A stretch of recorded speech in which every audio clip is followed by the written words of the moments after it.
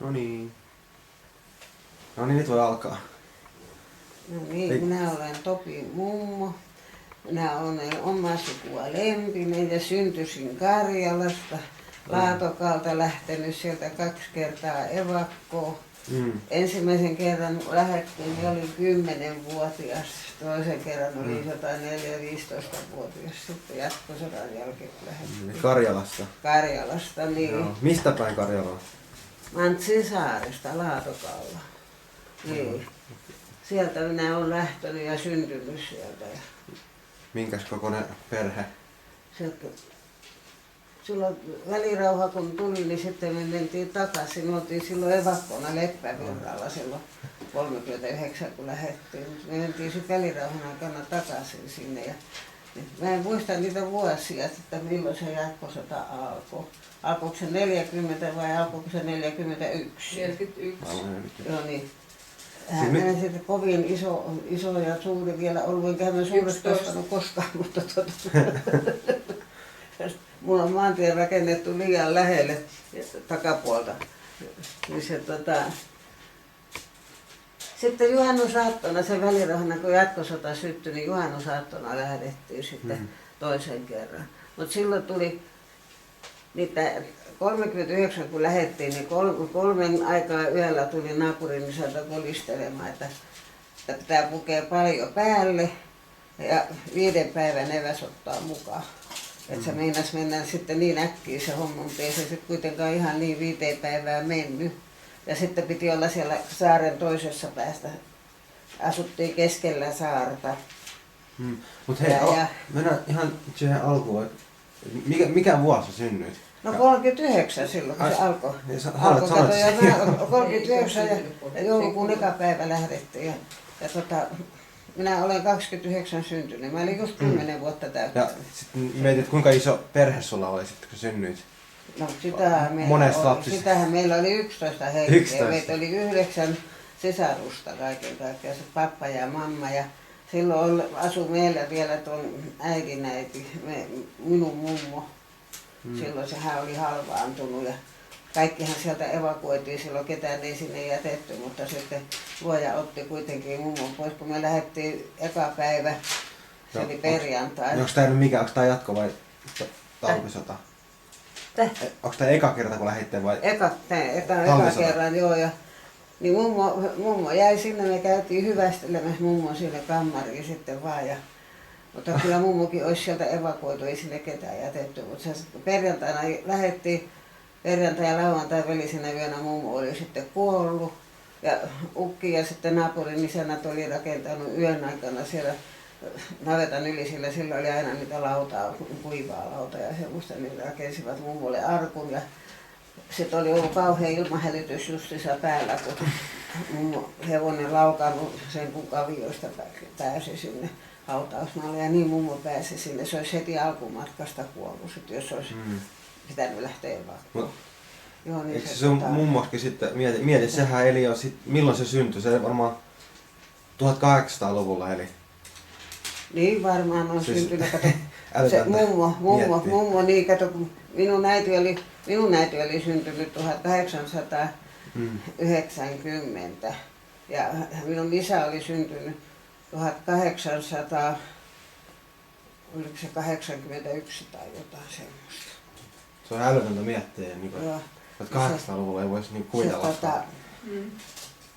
No oli aika iso ikäero silloin papalle ja mammalle, että mamma oli nuori ja pappa oli jo ihan semmoinen aikuisikäinen, että kun meni naimisiin, mutta ne kerkesi että 14 mukulaa suoltaa tänne maailmaan. 14? 14 synnyttänyt kaiken kaikkiaan, mutta 4 on kuollut, 5 kuollut sitten. Sisko kuoli yksi, se oli rippikouluikäinen, se oli jotain 1917 tai 16 syntynyt. Se oli jo rippikouluikäinen, niin toisella 10 pitkän matkaa. Se kuoli, mutta ne pojat oli, nyt olisi 8 veljestä olisi kaiken kaikkiaan ollut. Pojat on sitten kuollut lapsena, että pienenä ihan. Niin, mutta 9 meitä eli tässä aikuisien aikana kaiken kaikkiaan, mutta nyt meitä elää vain 2. Minä ja sitten Anna sisko, joka on tuolla Esperissä, hän on täysin dementoitunut ja hän täytti nyt heinäkuun 21. päivä täytti 89 vuotta. Se on niin se on jo vanha se mun sisko. Ja mummo täyttää 80, tulee pykälää kuule niin, että roikina käy vaan. Että. On sinänsä ikä nähdä ihan Se on. hyvin Ensi kuullahan se jo on. Että voi hitsi sentään. 7. päivä, eikö niin? 7. päivä syyskuuta. Sä synnyit siellä saarella. Synnyit siellä saarella. Mikä se oli se saari siellä? Mitä? Se saari, missä sä synnyit. No silloin Laatokalla. Niin. Niin. Ja sä asuit pelkästään siellä koko niinku No minä asuin evakkoihin siihen asti. saakka ennen kuin evakkoon lähdettiin ja Niin. sitten se välirauhan aika ja sitten taas lähdettiin ja sitten en ole sen koommin käynyt siellä. Että sen nuorimman lapsuus jään siihen 10-vuotiaaksi saakka niin siellä, eli ja siellä on syntynytkin ja mä olen syntynyt meidän savusaunaan. Niin. Joo. Saunassa yleensä synnyttiin aina. Niin, saunassa ne synnytti ja Kauko, tämä minun nuorin veli, niin sitä oli yrittänyt hevostallissa, sanoi, siellä oli niin lämmin ja pitänyt pilttuusta kiinni ja poika painoi syntyessään 5 kiloa 800. No, eihän se kun pää oli sitten tullut ulos ja sen on täytynyt konttaamalla tulla sieltä hevostallista sinne tupaan sitten ja ennen vanhaa kun niillä karjalaisilla oli ne pitkät feresit, niin sen on täytynyt kietasta vaan se helmat siihen ja kontata sinne ja sisälle sitten. Ja semmoisen pojan väänti sitten, että 5 kiloa 800 syntymäpaino. Se naapurin emäntä, se vuokralaisrouva oli sanonut, että Lempinen tarvii tehdä vain sukset ja sauvat, niin tämä poika lähtee hiihtämään. Täällä on nyrkit moukarit. Että. Se oli semmoista siihen aikaan. Mutta se olihan se kuolleisuuskin sitä luokkaa, että kun se eikä varmaan mitään kipulääkkeitä. Ei mitään. Ja siinä, se oli se sukupolvi, joka meitäkin on synnyttänyt, niin sehän ne kun synnyttivät ja painuvat ulkotöihin. Ei ne sängyssä maannut. Niin. Se oli semmoista. Minä sanoin, että kyllä se on ajat muuttunut siitä, että siitäkin, että se on musta. Oliko teillä paljon siellä kotieläimiä? Oli meillä muutama lehmä ja muutama lammas ja hevonen oli ja possu oli meillä vasta nyt sitten välirauhan aikana, sitä ei ollut, mutta kanoja oli muutamia, että saatiin kananmunia ja että 4 vai 5 lehmäkö meillä vaan oli, ettei meillä suurta ollut. Meillä semmoinen pienviljelijän tila oli ja pappahan teki kaikenlaista tirapelihommaa. Sitten talvella kalastivat, oli semmoinen iso nuottayhteiskunta, että missä oli niin osakkaana ja sitten rakennusmiehenä. Hirsirakennuksia on ukki veistänyt paljon aikoinaan. Ja mamma sitten, mihin mamma nyt olisi perinnytkään, kun semmoinen katras siinä ympärillä pyörii, niin siinä sitten tehtiin käsitöitä, pellava kasvatettiin ja kaikkea. Omavaraisiahan sitä oltiin, että sen verran oli maata, että siinä tuli se leipä. Ja ei mihinkään ulos lähtenyt mitään ruokaa, että kaikki meni omaa käyttöön. Ei lähtenyt, kaikki meni omaa käyttöön ja kaupasta haettiin vaan kahvia ja suola. Muut kaikki tuli niinku itseltä sitä, että kato lehmät kun vasikoi, niin sitten kesän yli mennyt vasikka semmoinen teurastettiin ja niitä oli siellä sitten suolassa tinguissa. Kahvi ja suola oli semmoinen sokeri tietysti, mitkä kaupasta haettiin. Niin. Ja vaattetavaroita tietysti sitten kankaita jotain tämmöistä. Muuten ruoan suhteen oli omavara. Siellä, se oli hyvä saari siinä mielessä, siellä sai kaiken maailman nämä luonnonmarjat, että mitä luonto kasvattaa. Että sieltä löytyi ja sieniä löytyi paljon. Oliko mä unohdin mitä piti sanoa. Kiva siellä olisi ollut asua, kun olisi vaan saanut elää ja olla. Kato, kun ei ollut mihinkään muuhun tottunut, niin se oli hyvä. Mutta kun piti vaan lähteä.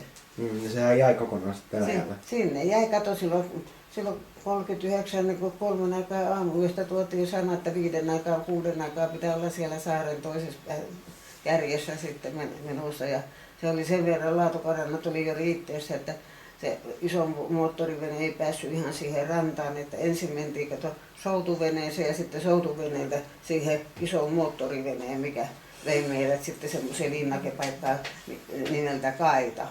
Kato, salmi palosi, salmi oli tulimerellä, sinne ei enää päässyt. Ja junarata oli Uuksussa, ei ollut Salmissa, mutta välirauhan aikana ne rakensi sitten ihan Vitelleeseen sillä asti sen junaradan. Oli se semmoista sestumista, oli.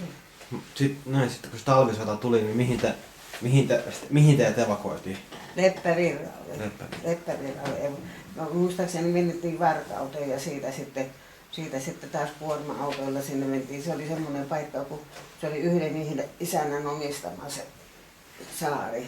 Siellä Saamaissaari, sen niminen paikka. Ja se Antti Halonen omisti sen. Ja se oli aika iso se talo, niin se katsoi sitten semmoisia nuoria terveitä työntekijöitä, kun pojat oli sotavaissa ja rintamalla, sen omat pojat. 2 niistä kaatuikin silloin. Et se oli hyvä paikka. Se Halosen isäntä oli kiva isäntä, semmoinen vitsikäs. Olitte sitten koko porukka samassa paikassa? Samassa paikassa. Koko isä ja äiti ja kaikki? Kaikki. Se oli niin iso se talo, kato, se oli se tupake kuule niin iso, että pojat ajoi rundia polkupyörällä. Oho.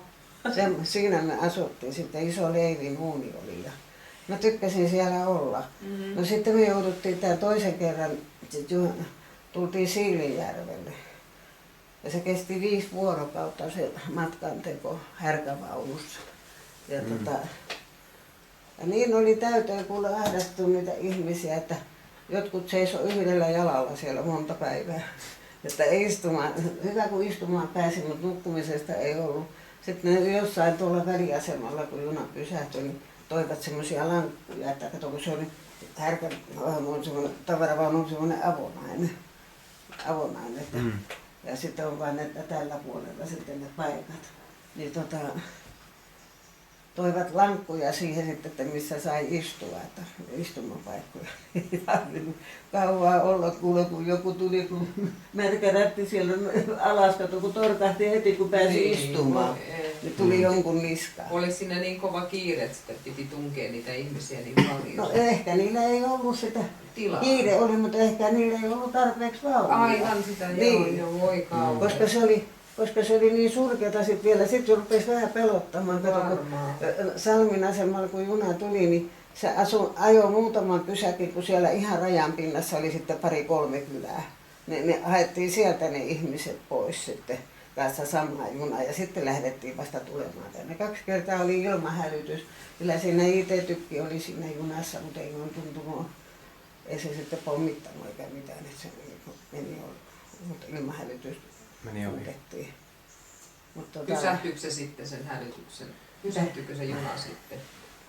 Ei, kyllä se hitsukseen tuli eteenpäin. Että kyllähän ne siellä toiset sitten maastoutui sinne vaunun pohjalle, niin kuin siinä olisi mitään hätää ollut.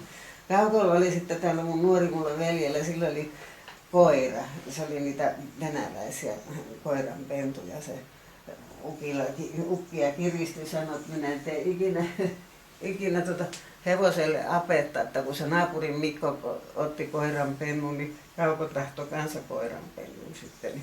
No sitten se ukki suostui siihen ja silloin oli sitten mukana iso pahvilappu roikkusen kaulassa, että nimi on Teppo ja omistaa Kaukolempini. Ja se kun oli siellä sodassa ollut, niin se oli kova haukkumaan. Ja autoja se haukkui hirveästi ja auton alle se sitten jäi. Sitten me tultiin tänne Maaningalle tultiin sitten toisen kerran. Siilinjärvelle tultiin ja sieltä sitten ensin me mentiin semmoiseen Käärmelahteen, kun siellä oli Ynseen emäntä siellä talossa. Että sanoi, että tavarat viekää navettaan. Mä en tykännyt sitä paikasta yhtään. Minä vaan mammalle aina sanoin, että lähdetään Leppävirralle, kun se on jo tuttu paikka. Mutta sitten me päästiinkin tänne Pettäälään pois sieltä. Se ei ollut hyvä, se oli Käärmelahti se paikka, mihin me ensin mentiin. Sitten me päästiin Pettäälään, mutta sehän oli hyvä paikka, että kun vieläkin on ystävyys sen Elsa emännän kanssa pysynyt tähän päivään saakka. Semmoista se oli. Niin siis toi oli silloin jatkosodan aikaa, mihin te menitte sitten? Jatkosodan aikaa. Niin, että kumpi niistä oli se siis huono paikka, missä sanoit? Niin, tämän toisen jatkosodan kun alkoi, niin sitten tämä oli se Maaningalla se Käärmelahti, se oli huono paikka, mutta tämä Pettäälä oli hyvä paikka, joka on se Elsa emäntä siellä vieläkin. Sen luonahan minä olen käynyt kylässä, mutta tänä kesänä taitaa jäädä käymättä. Mites sitten, mihin menitte sieltä sitten Hyvinkäälle vai? Hetki. Otas, stoppi. Jonkun aikaa, mutta mä en sitä nyt ihan tarkkaan muistakaan, kuinka kauan me oltiin siinä. Ja sittenhän sitä katsoi, kun rupesi saamaan sitä korvausta niistä menetetystä siitä kotipaikasta. Joo. Ja mitä suurempi oli, niin kuin se Petri sanoi, että oli iso oli niin se isommaksi. Ja sitten ne antoi sillä lailla, että ne antoi, siellähän oli isot maatilat, niin jostakin maatilasta lohkaistiin se niin sanottu kylmätila, ihan tuommoiseen korpeen. Joo. Että sieltä sitten kaadettiin puut ja tehtiin semmoiset, että ukkihan meidän olisi ollut hirveän halukas rakentamaan sitä vielä ja ottamaan sen kylmän tilan, mutta pojat ei halunnut, mutta ei se ukki yksin sitten olisi pärjännyt. No sitten kun se korvaus tuli, niin sitten Toivo lähti asioimaan tänne etelään sitten ja osti sen Hyvinkään paikan. Ja sitten muutettiin sinne Hyvinkäälle, se oli niin kuin meidän mummulla sitten sen jälkeen. Rauhankatu 8. Rauhankatu 6 vai 8? Rauhankatu 6 vai 8 se oli. Niin, Rauhankatu 6 taisi olla. Hyvinkäällä se oli se oli ihan oma kotitalo, vaan pieni tontti siinä oli. Kyllä siinä kasvimaa ja pieni perunamaakin oli, mutta ei. Niin kuin nyt kaupungissa yleensä on. Saiko se rahat siihen sitten valtiolta vai? No valtiolta annettiin se korvaus. Siitä joku kateellinen sitä sanoi, että eihän teillä mitään hätää, kun te saitte korvauksen, että rahana. Mutta sitä kotikontua isäkin ihan alusta alkaen itse rakentanut ja tehnyt kaikki. Niillähän se oli kova paikka. Niin varmaan joo. Vanhuksilla se lähtö, mutta meikäläinen oli niin nuori, että ei sitä sillä lailla osannut ikävöidä. Joo. Mutta Hyvinkään oli se meidän mummolle ja Hyvinkäälle on sitten mummo ja ukki. Ukki olisi halunnut takaisin sinne Karjalaan, se olisi halunnut hirveästi, sillä oli oikein tosi palo sinne. Niin, monihan sinne halunnut takaisin. Hän järjestää jotain sellaisia matkoja semmoisilla Karjalasta. Minä en ole niillä käynyt siellä ne järjestää, mutta ketkä siellä nyt on Mantsinsaaressa käynytkin, niin se on kaikki talot purkanut, siellä ei ole montakaan taloa pystyssä. Siellä on yksi pappa, siitä oli telkkari silloin kun se oli se Teiponen, Pasi Peiponen oli ostamassa siellä Karjalassa omakotitaloa. Se 360 hehtaaria maata siellä Mantsensaaressa on, 560 hehtaaria, niin, että ostaa se koko saari. Että kyllä minä sanoin, että se on meidän omaa ja kuitenkin sitä joku toinen tekee kauppaa nyt ja myypi sitten, jotka haluaa sinne, mutta ei siitä olisi mitään tullut enää. Kato, nyt varsinkin, kun se on niin ränsistunut ja siellä ei ole muutama talo ja siellä on niin kuin vahti se yksi ukko, jolla on traktorin tapainen, niin sitten jos menee sinne niitä käyjiä, katsojia, niin se sitten siellä traktorilla ajaa siellä, sen verran näkyy ne kärrytiet siellä vielä, että se pääsee. Että ei siellä ole mitään. Että Heltassahan oli ollut majailu silloin, se on minun sisaren tyttären tytär sulhasensa kanssa, niin se sanoi, että lähemmin se on eipä minusta ole enää telttaa. Niinpä. Että pitäisi olla majoitus sitten, että voisin vaikka lähteäkin. teltas minä en enää pysty olemaan. Ainoa mitä minä sieltä kaipaan, niin sitä uimarantaa. Se oli aivan ihana. Se oli niin tiivistä valkoista hiekkaa ja sitten se ei ollut mikään äkkijyrkkä. Sitä sai kahlata pitkät matkat. Sen minä haluaisin nähdä, mutta ei mitään sillä lailla muuta, kun mä tiedän, että siellä ei ole mitään. Kato nyt pikkuinen koivun vesä, kun on tuossa noin. Se kasvaa vuodessa jo niin hirveästi. Saatiin sitten 6-70 vuodessa. Sehän on synkkä metsä. Ei siellä varmaan. Kivijalan oli löytänyt minun vanhin veli kanssa silloin, kun sieltä metsän keskeltä sitten. Että ei siellä mitään siinä mielessä ole, mutta se, että, mutta kyllähän se mielessä käy ja on semmoinen omanlainen kaipuu, mutta kun nyt ruvettiin vähän liian myöhään puhumaan sitä sinne Karjalaan takaisin, se ei kuule yhden sukupolven aikana tule siihen kuntoon, mihin se silloin jäi. Ei niin joo. Niin, että kun se ei ole tehnyt mitään siellä. Ei. Ottaa piti, mutta mitään ei ole tehnyt. Aivan. Se on se Stalinin saatana siellä. Niin. Sarvipää. Niin. Niin. Sähän elit vielä silloin Stalin. Sitten tuotiin porukat jostain hevonkuusesta sinne asumaan. Kato, kun tuplahommat, on ne viisaita ollut. Tuplahommat tuli, meidän piti lähteä evakoksi täältä. Sitten ne jostain tuolta Valko-Venäjältä on tuonut sinne evakot. No sitten taas kun tuli se välirauha, niin ne piti taas raikkoutua sieltä pois. Ja kiireellähän nuo oli lähtenyt sieltä. Nekin sitten, että siinä oli tupla evakot. Et siellä kanssa uudet ihmiset ja vieraisiin paikkoihin. Joo. No Salmissa sitten kertoi se yksi rouva, joka oli sen minun tuttavan rouva, niin siellä jokunen talo on. On, mutta Nantsis se on purkanut ne pois. Se on purkanut ja vienyt jonnekin sitten muualle, mutta siellä ei ollut palannut mikään, eikä pommitettu.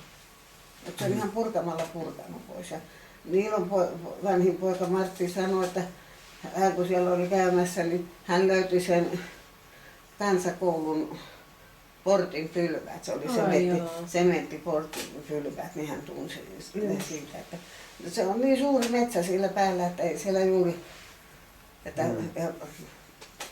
ja heinät kasvaa, kaikki kasvaa, kuule, että se on vaikea tuntea siellä. Montas presidenttiä mummo elinaikana on ollut?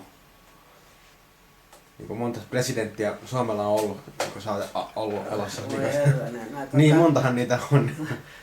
No, me koskas 18 vuonna niin Suomi itsenäistyi. Joo, silloin tuli itsenäistyi ja 1800-luvulla on mummo ja ukki syntynyt. Laskekaapas nyt, kuinka monta oli. No, oliko 1900 alku Svinhuvud? Niin. Silloin sä et ole ollut syntyä. Sitten tuli vissiin Relander. Se on 20-luvulla. 30-luvulla on ollut toi Ståhlberg. Silloin sä olet vissiin ollut jo. No kylläkään minä olen ollut silloin. Ei kun Ståhlberg oli ennen Relanderia. Sitten on Relander. Sitten tuli se, mikä talvisodan aattona kuoli juna-asemalle. Nivalan Kallio. Pyöstikka. Silloin sä oot elänyt jo. Silloin mä oon elänyt. Kallio. Sitten tuli. Ja silloin on mammakin elänyt. No mamma on nähnyt kato Relanderin ja. No kyllä on nähnyt. Mutta susta oli kysymys, eli se. Sinun aikana. Se oli sitten Kallio. Voi olla, että se on ollut jo. Ryti oli sitten sen. Oliko Ryti ennen Kallioa vai Kallion jälkeen? Kallion jälkeen. Se on niinku Kallio sitten taas tulla tuliko Mannerheim silloin? Mannerheim tuli sen niin Rytin jälkeen. Kuoli, niin eikö se sen jälkeen tullut? Vai oliko Ryti sillä sitten? Ryti taisi olla, koska niin. Mannerheim tuli sitten Rytin jälkeen. Niin. Ja sitten tuli toi. Siitähän oli Paasikivi, Kekkonen, Ryti ja sitten nämä sen aikaiset ministerit, nehän joutui sitten siihen sotaoikeuteen. Niin, nehän lupas. Joo. Siinä oli semmoinen pilkka laulukin tehty silloin sodan aikana, että miten se alkoi? Piika jo haukkasi Adolfi suur, ei jaksanut mielaista tukehtui juur. Oli vastassa neuvosto, armeija suur, oli Englanti, Amerikka. Meni Hakkila sinne, meni Tanneri sinne, ryti sinne sekä Rangeli. Horelli, Vittin ja Linkomies. En mä muista. Niin, Kaikki mun mielestä on silleen, että Ryti lupasi Hitlerille, ettei Suomi käy sotaa niin Saksan kanssa. Ja Niin. sitten se lupasi ainoastaan niin omaa hallituskaudella ja sitten siirtyi pois ja Mannerheim tuli presidentiksi. Joo. Sitten sitä ei sitonut se lupaus enää. Kyllä joo, niin Se vähän niin vetkutteli sit Suomen pois niin siitä Saksan ja kanssa. no sitten Niin, Saksan ensin kanssa. oltiin kavereita ja sitten piti tapella niitäkin vastaan Niin. tuolla pohjoisessa, Niin niitä piti. Sakuja Joo. vastaan. Niin. Se oli sitä, Toivo kun oli ei sielläkin, se pikkusen armun sai sieltäkin ja sitten Syvärillä kun se oli, niin silloin poskessa oli tämmöinen lommo, granaatin sirpale. Ai joo. No, ne oli kuitenkin ihan suomalaisia, sit suomalaisissa joukoissa tietenkin, kun ne oli suomalaisia. Oli. Ja sitten Syvärillä olivat, kato vuositolkulla Ai sen joo. yhdenkin kaverin kanssa, niin sitten kun pohjoiseen Sakuja tappamaan menivät vastaan sinne, niin sitten oli se hyvä kaveri kuollut siellä. Ai joo. Niin, että Joo. Syvärillä. Oliko ne kaikki Syvärillä sitten, noin niin kuin se vanhin velikin? Oliko ne eri puolilla rintamaa? Vanhin veli oli Karhumäessä. Ai joo. Karhumäessä oli aivan Niilo ja Yrjö oli, se ei ollut, kun sitä oli niin nuori, niin se ei ollut vielä siellä rintamalla, mutta Toivo oli siellä Syvärillä. Niin se on ollut ihan. Joo, se oli ihan siellä etulinjassa. Että... Oi voi. Niin. Se olikin kyllähän semmoisen sotajermun näköinenkin. Niin se no sitten kato välirauhan aikana, kun ruvettiin lähtemään, silloin tuli se pakkausmääräys muutama päivää aikaisempaa, että pitää pakata niitä tavaroita, sitä omaisuutta, maallista omaisuutta pakkilaatikoihin ja siellä kävi semmoinen kolke ja sitten Toivon piti silloin juhannuksen aikaa päästä lomalle, lomalle ja sitten se alkoikin se perääntyminen sieltä Syväriltä tänne näin, että se ne oli sitten ollut siellä Salmissa, kun oli se rautatie, niin siellä toivat niitä rautatielle junavaunussa sitten. Niin sehän joutui sotaoikeuteen sitten sen jälkeen Toivo. Kato, kun ne oli kaverin kanssa hypännyt liikkuvasta junasta ja sanoi, että hän lähtee käymään kyllä kotona katsoa, että miten siellä on, että ollaanko sieltä lähdössä vai mitä. Niin. Ja sitten siellä Salmista ja sitten se Lunkulansaaren niin sinne Patterille ajoi vähän väliä niitä kuorma-autoja ja kaikkea, se kuljetusta oli mutta poika Raukka joutui kävelemään kotiin asti sitten ja sitten vasta rupesi autoja tulemaan sinne kasarmille päin menivät, kun se käveli sinne, sanoi hän tuli katsomaan, että ollaanko me lähdössä, mutta oltiinhan me lähdössä siellä valmiusasemissa. Niin. Niin, että se oli semmoinen. Se oli hyvin kuuma aurinkoinen se juhannusaatto. Naapurin emäntä tuli peukalon leikan puukolla ja sanoi, tuleeko se lypsää heidän lehmät. Niin sanoi, tulenhan minä. Mamma leipoi leipää vielä sitten, mutta se ei malttanut paistaa niitä kypsäksi. Ai jaa. Jäi raakaa leipää sitten mukaan. No, se oli semmoinen mureeni ihan se. Eikö se ollut sitten niin, että kun sinne menitte takaisin, niin siellä oli niitä karkulaisia? No silloin kun Toivo meni ensimmäiseksi niin. Sinne, niin sitten Milloin siellä se oli niitä joitakin vielä hajanaisia venäläisiä ja nälkiintyneitä, että eihän ne mitään tehnyt enää, kun ne on näin missä siellä oli, mutta joitakin oli sitten. Ja sitten oli vainajia, maanpäällisiä vainajia, niitä venäläisiä ja semmoista. Se oli pelottavaa silloin, kun marraskuulla muistaakseni mentiin sinne, se oli pimeätä ja silloin puusei oli olemassa ja päivällä koitettiin käydä ja hoitaa ne asiat, mutta sitten kuitenkin illalla piti joskus mennä sinne. Niin ukki oli aina meillä sitten henkivartijana siellä. Niin. No ei kai se ihan kiva ollut. Se tuntui ensin, kato, mutta sitten se vähän ihmiset rupesi tulemaan, että kaikki naapurit oli siinä ja sitten rupesi olemaan taas ihan niin kuin silloin ennen talvisotaa, että oli niin mukava olla. Mutta se kauan kestänyt? No mitä se kesti? No 30 ja 40 sovittiin rauha, niin 41 mun mielestä jo alkoi, eli vuoden päivät suurin piirtein. Niin, sitten taas piti lähteä uudestaan. 42 oli jo täyssota ja se 45 asti minusta kesti se. 44 muistaakseni on loppu. Tuliko se rauha vai 45 oli? Niin. Niin Suomen osalta. Niin. Sitten lopullisesti. Niin. että sitten piti taas lähteä pois. Ja niin siellä oli. Ja sittenhän oli, kato, se korttiaika oli silloin välirauhan aikana, että oli sokerikortit, oli kahvi, kaikki oli, ruokatavara oli kortti, leivät, voit, kaikki. Mustapersiä se rehotti silloin kovasti. Että oli semmoisia olisi pitänyt joku ne kortti säilyttää niitä muinaismustona. Niin. Siitä sitten semmoinen kuponki aina leikattiin kaupasta, että kun kävit ostamassa jotakin.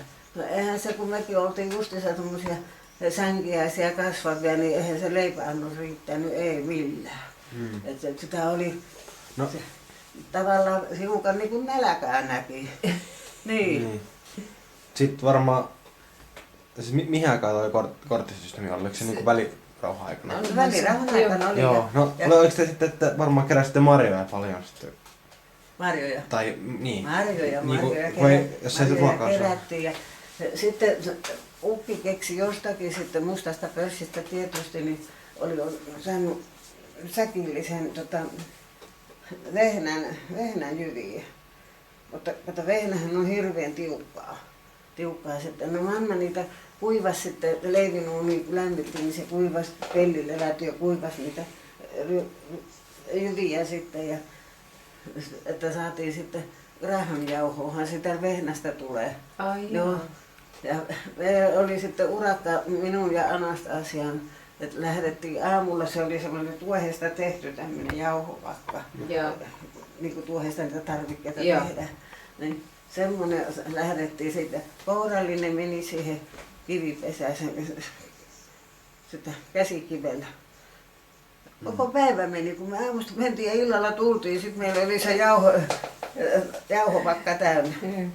Että Riina sitä on uskeleita kasvattanut, kun sitä hinkkaa. Teillähän oli kaikilla karjalaiset nimet, eikö ollut? No kaikilla Karjalla, koska siinä rajan pinnassa ollaan. Yhdet nimet vaan, Yhdet nimet. Ottoroksilla onkin. Nyt vissiin antaa vaikka useamman, mutta silloin ei annettu kuin yksi nimi. Niin kaikilla vähän niin kuin venäläisiä, kato minullahan on hieno nimi, minulla on keisarillinen nimi. Niin. Keisarin tyttäre oli Olga ja Anastasia ja mitä niitä oli, Anna ja Maria. Anna ja Maria ja no, Olga ja Anastasia. Meidän oli nämä, jotka nyt elossa oli se Claudia sisar, joka kuoli silloin rippikouluikäisenä. Sekin on Claudia. Claudia oli se sisko. Niin se on täytynyt olla 16 tai 17 syntynyt, kun siinä ei ollut suuri ero. Sitten, että Lydia sisko oli jo syntynyt 18. Ja ensin oli Maria, oli syntynyt 1910. Sitten oli Nikolai, syntynyt 1911. No, sitten siinä on ollut, kato, ennen Lydiaa Claudia, en muista ihan tarkkaan sen, mutta Lydia on syntynyt helmikuussa, mutta vuoden muistan, se on 1918. Ukki oli saanut sitten, ei tarvinnut mennä, silloinhan oli se sota, se punaiset ja valkoiset tappeli. Niin se ei tarvinnut sinne mennä, kun mamma oli viimeisillä ja Lyyti syntyi sitten. Ai joo. Lyyti oli syntynyt 18. Onkohan siinä sitten välissä ollut, kato, kun sitten oli Toivo on syntynyt 23. Joo. Ei kun Annahan siinä on syntynyt 20 ja Toivo 23. Joo. Ja Yrjö oli syntynyt 26, Anastasia 27, minä 29, Kauko 31. Kyllä, joo. Mutta päiviä en kaikkia muista. Että se on... Marjoja siellä tosiaan oli. No sitten sitä vielä kertomatta, kato sitten kun ei ollut sitä... No, lehmän meille Maria kävi ostamassa, sitten se junalla toisen täältä Savosta osti lehmän että sitten se poikikin ja me saatiin niinku maitoa siitä.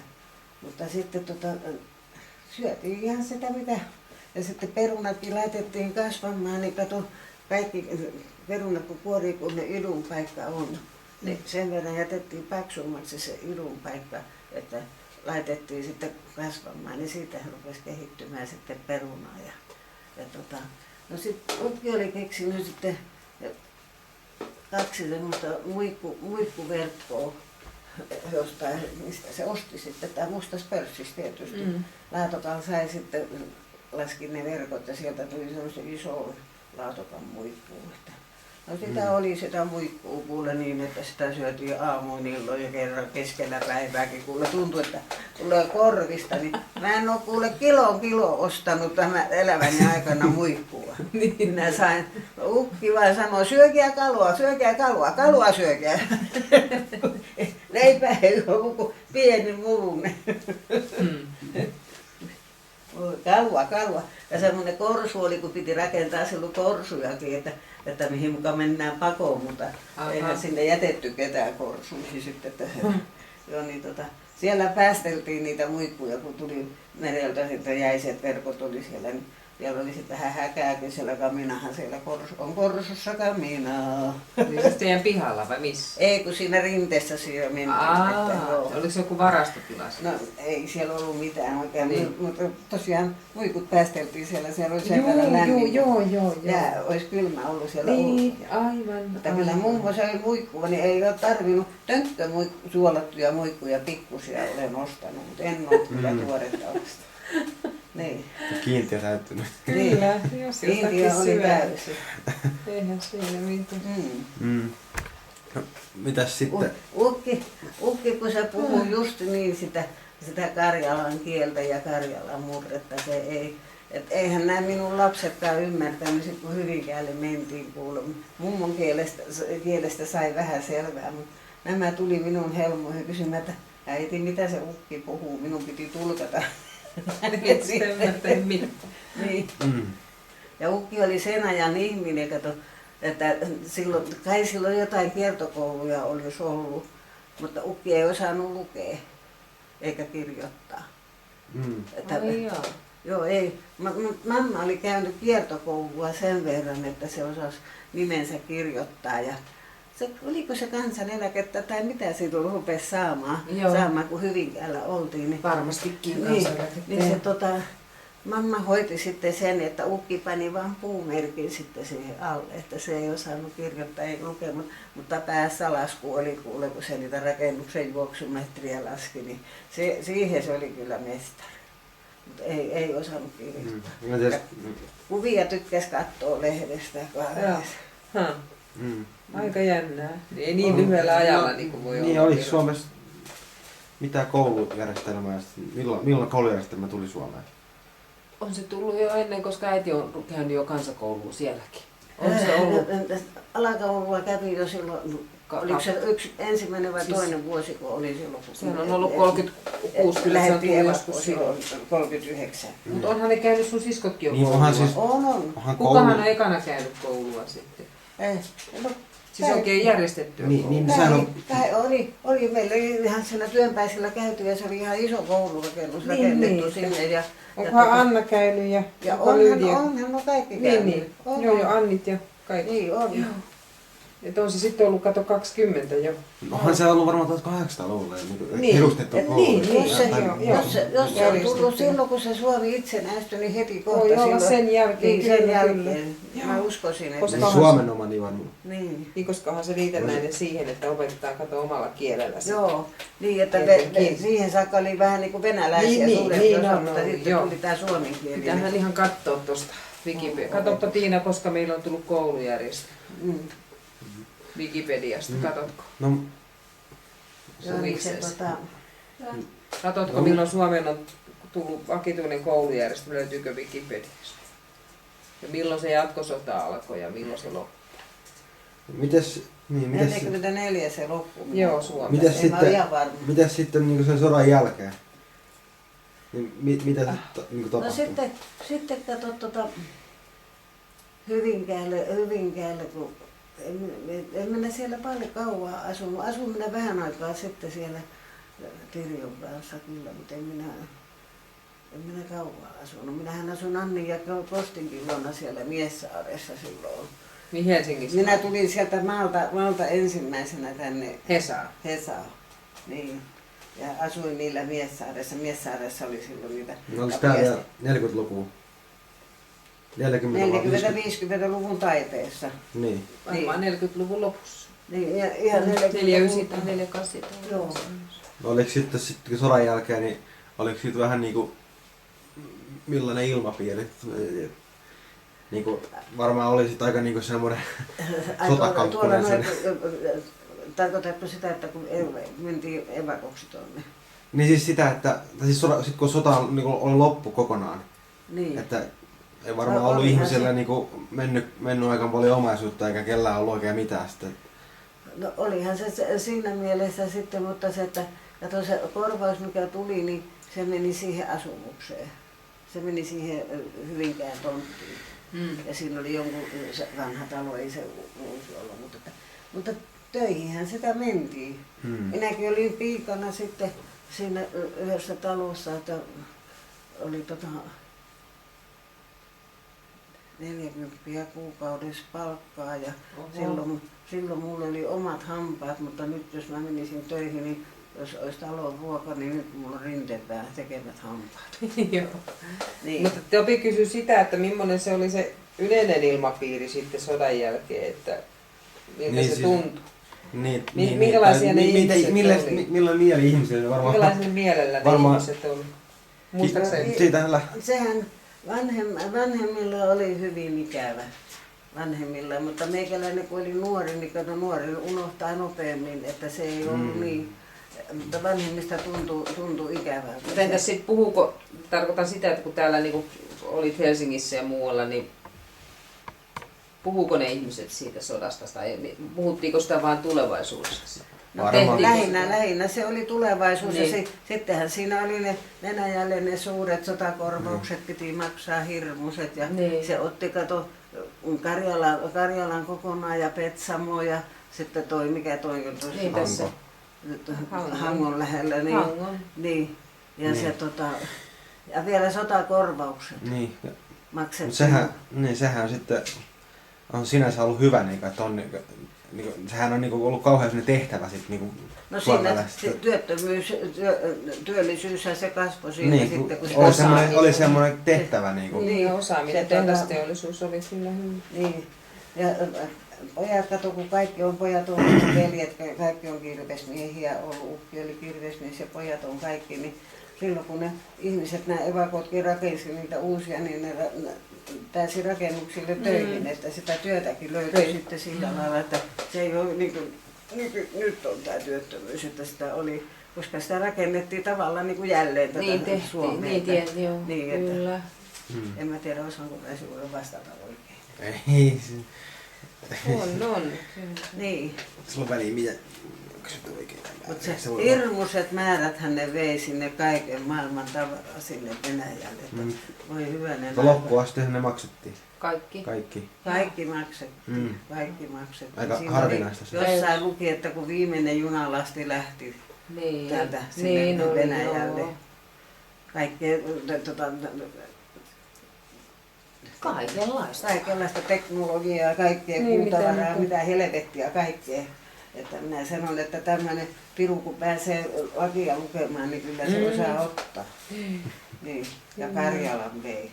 Mutta mä sanon, että turhaa sitä nyt, ne rupesi liian myöhään sitä tahtomaan takaisin. Se olisi pitänyt tahtoa jo monta vuosikymmentä sitten. Joo. Sitten siitä olisi tullut vielä, ihmiset olisi jaksanut raataa ja kohentaa ne paikat semmoiset. Mutta nyt on ihan turha puhua, että Karjalaa takaisin. Se on ihan sama kuin täällä jonnekin Salolle menisi ja huutaisi. Niinpä. Että se on semmoista. Mutta kyllähän se oli ja sitten Olihan sitten kuitenkin 50-luvulla sitten niin tuli paremmat olot sitten vähitellen. Kyllä tuli ja töihin sitä vaan yritettiin mennä ja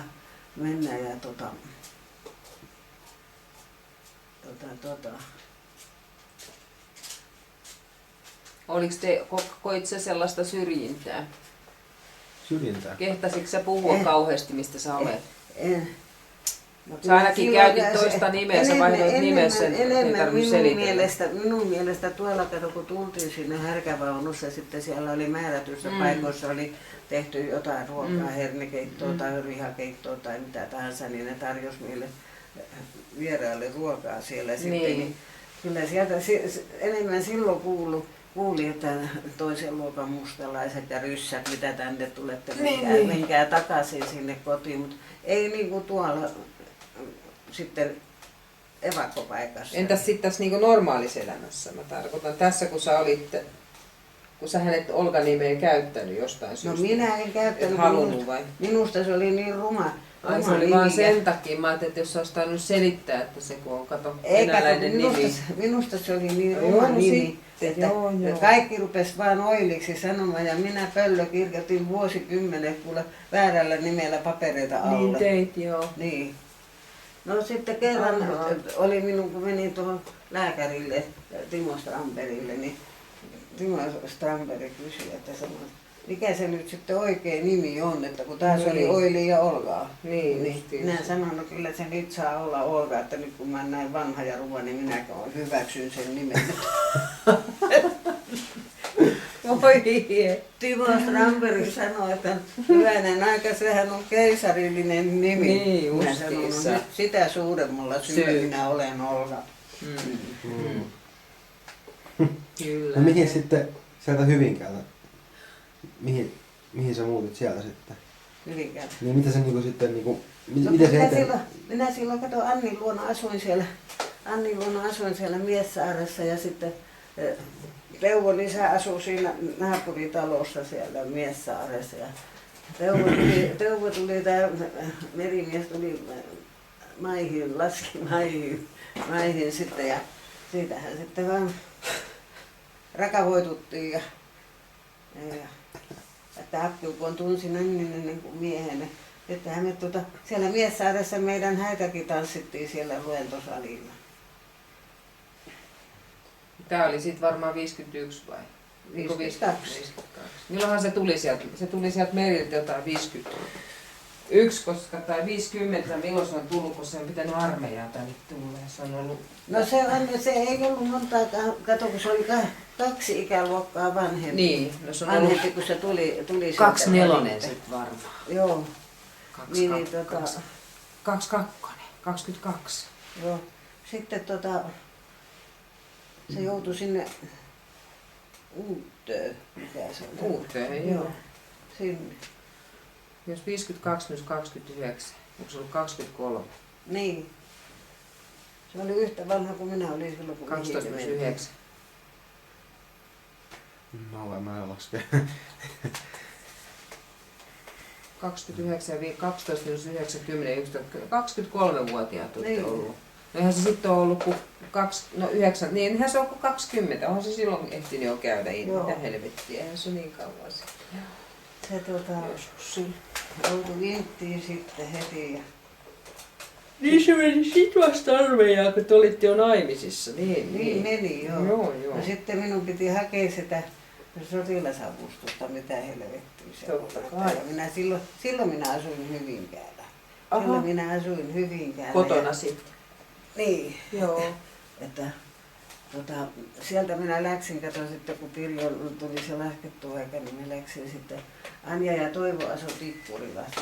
Aha. Ja sunnuntai-iltana kun minä läksin, mummo oli silloin Ilomantsissa, se ei ollut kotona, mutta ukki oli kotona sitten ja ukki saattoi minut niin hyvin sitten junalle. Ja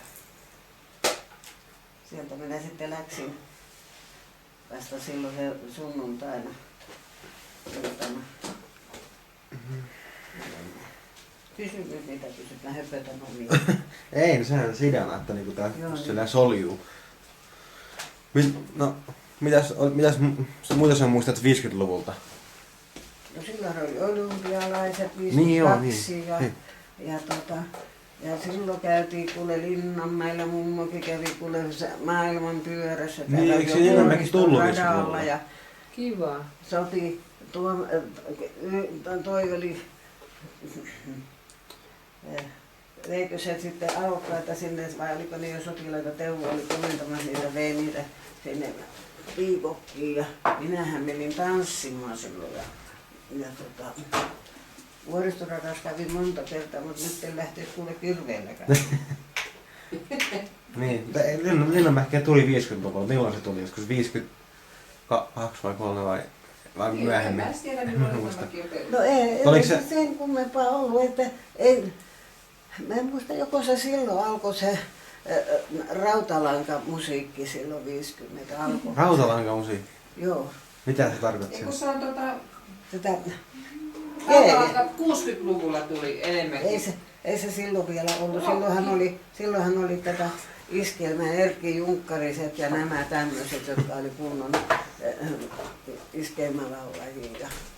Niin kotimaiset vai? Niin, kotimaiset, en minä sitä, mutta kävihän se Ankakin täällä kerran vai 2 kävi Suomessa ja mitä kaikkea niitä oli, kyllä niitä enemmän liikkuu silloin no sit oli, kerran oli tuossa Keravalla, en mä muista mikä vuosiluku se oli, kun niin toi M.A. Numminen oli esiintymässä Aurinkomäellä, niin minulla oli se nimikin tässä käsiselässä. M.A. Nummisen. Olihan niitä, mutta se ei ollut tosiaan, se 60-luvullahan se tuli se JJ-musiikki. Niin tuli, joo.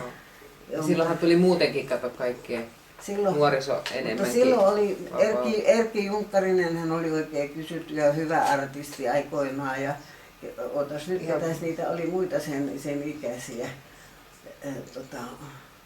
Tapsakin jo lauleli. Niin teki, joo. Rautavaaran Tapsa ja se oli semmoista musiikkia, Olavi Virta ja kuule nämä kaikki. Sitten oli ne A-aivot ja muut.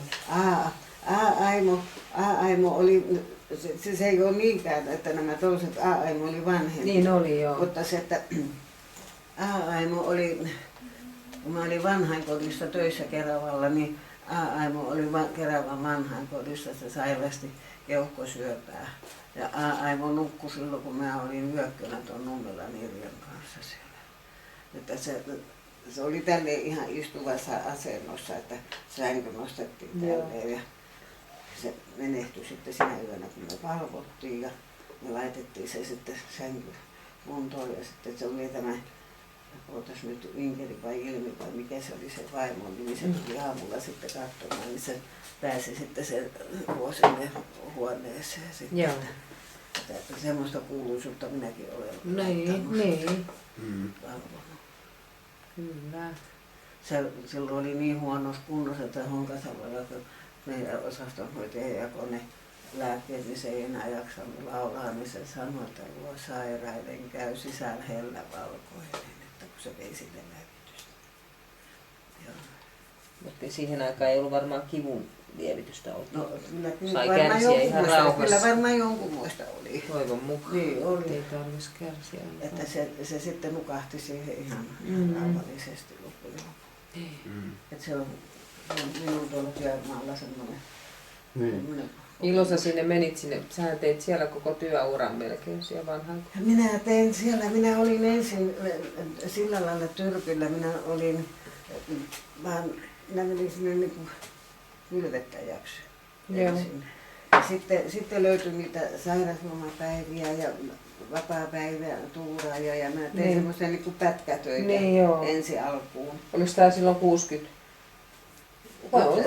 Se oli minä sinua odotin silloin 61.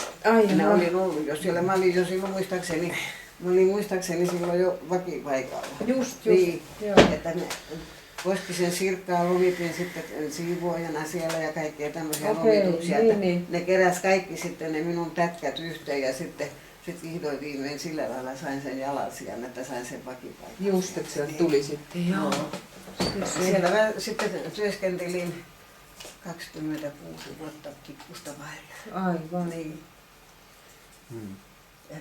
Niitä kätten töitä tässä nyt naatitaan. Niin ja sittenhän sä olit sitä ennen siellä lastenvaatetehtaalla Helsingissä, jossain kampissa vai missä se oli? Milloin se oli? Se oli silloin 50-luvulla. Joo, niin. Eikö se ollut lastenvaatetehdas? Se oli lastenvaatetehdas, sen niminen kuin Patti, se oli siinä Pietarin kaupungissa. Minäs vuonna noin... Se on vissiin siellä, onko se siellä Pietarin kadulla? Hetkinen. Niin. Minä vuonna noin olympialaiset oli? 52. 52. Aika nopea tullut sille olympialaiset niinku sodan jälkeen. Joo, niitähän suunniteltiin jo ennen sotaa, mutta Ennen sota sotaa, ei... mutta se sota sotki ne sitten. Niin, mä luulen, että se oli aika pitkälle jo suunniteltua, niin sen takia ne saatiin sitten. Joo. Ja Suomen piti ja varmaan vähän näyttää. Sitten se olympialaisten aikana sitten tuli se Coca-Cola. Joo. Niin, joo. Niin. Ja Akuankka, eikö se ollut? Me oltiin kerran... Eikö se ollut Akuankka tullut kans silloin? Akuankka kerran lähti. jossain siellä Helsingissä elokuvissa. Jotenkin mä muistan tollasen. Jossakin se oli niin Kuului käynnissä, joskus. kun takaisin tultiin. Oli melkein puritettava sitä. Joskus ei koskaan ollutkaan. Olitko se siellä olympialaisissa? Olympialaisissa? Ei, Seuraavassa. ei kotona oltiin, ei oltu siellä olympialaisissa. Se oli vähän sateinen päivä silloin, muistaakseni kun ne alkoi, ne oli avajaiset. Siellähän sitten joku saksalainen nainen liiteli sinne kentälle sitten, kun ihan ilman lupaa mitään, mikä pörhelö se ei ollut. Rauhan enkeli. Rauhan Niin enkeli oli oli semmoinen. Joo, niin. Ai mitä? Joo, se juoksi kesken avajaisten Siirrytään sinne. sinne. Siirry vaan se kuin pikki.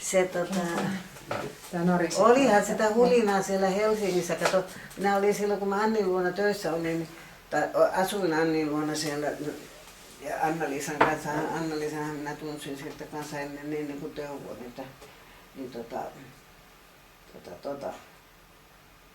oltiin sitten, siinä oli, mikähän siinä nyt on se talo, siinä Simon katuhan oli, siinä oli se maanviljelijän maitokeskus, semmoinen meijeri. Siellä meijerissä oli silloin töissä, siellä oli kellarikerroksessa, siellä oli niitä näitä juustokanavia, että niitä, mä olin siellä määrätyssä lämmössä, siellä isot huoneet oli, pestiin niitä homeita pois sitten sitä, ja sitten taas pantiin sinne valmistumaan. Nehän ne kestää kauan valmistua sitten. Ja sitten siellä yksi huone, iso huone oli, niin missä oli näitä tahkojuustoja. Joo. Siellä sitten kairattiin sillä kairalla, tuli tämmöinen sormenpaksuna. Maisteltiin, onko hyvää juustoa. Joo. Ja siellä sitten, kerran sitten piti viikonloppuna siivota ne portaat siellä sitten. Mä olin siellä letkun kanssa siellä ylhäällä ja alhaalla tuli joku mies, minä lasketin kuule vettä sen pärstä. Se kirosti kauhean. Sitten mä rupesi pelottamaan, mä ajattelin, saatana, kun se käytävässä hyökkää joku kerta minun kimppuun, niin minkäs mä sitten tein, kun mä kastelin sen. Ja siinä oli, ja sitten siellä oli semmoiset, no siellä oli yksi semmoinen muija, joka irvi oikein näitä karjalaisia. Siellä tuntui sitä justiinsa sitä yrmimistä. Sitten oli en tiedä elääkö vielä tuolla Nurmijärveltä oli yksi, mikä sen nimi oli, Anja oli sen nimi, se oli oikein hyvä kaveri. Niin se oli, liekö se ollut savolainen sitten se Anna vai mitä? Anja tuli aamulla tuli sinne pukuhuoneeseen ja huutaa jo ovelta. Huomenta suomalaiset, mutta savolaiset saa haistaa pitkän pitun.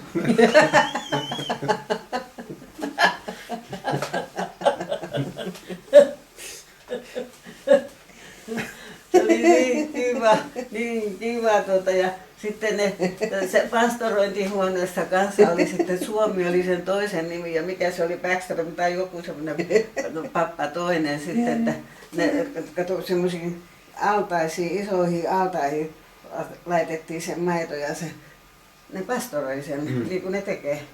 Ja niitä piti sitten niitä altaita pestä sitten kanssa, kun oli tyhjät. Ja siellä minä vaan ison mahani kanssa pompin kuule sitten odotin jo Pirjo, eihän mä ollut pari viikkoa oli laskettu aikaa, minä vaan hankaan niitä säiliöitä siellä. Aivan. Joo, niin mutta kyllä se oli se Anja oli kyllä kiva.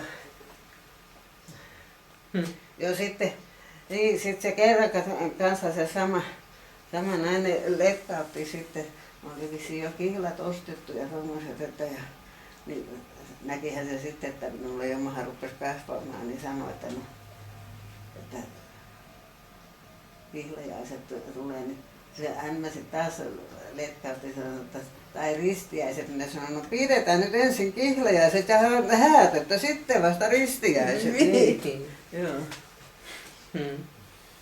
Oliko ne muuten ne olympialaiset silloin, niin oliko ne ensimmäiset sen, niin kuin maailmansodan jälkeen? Vai oliko sitä jossain muualla vielä?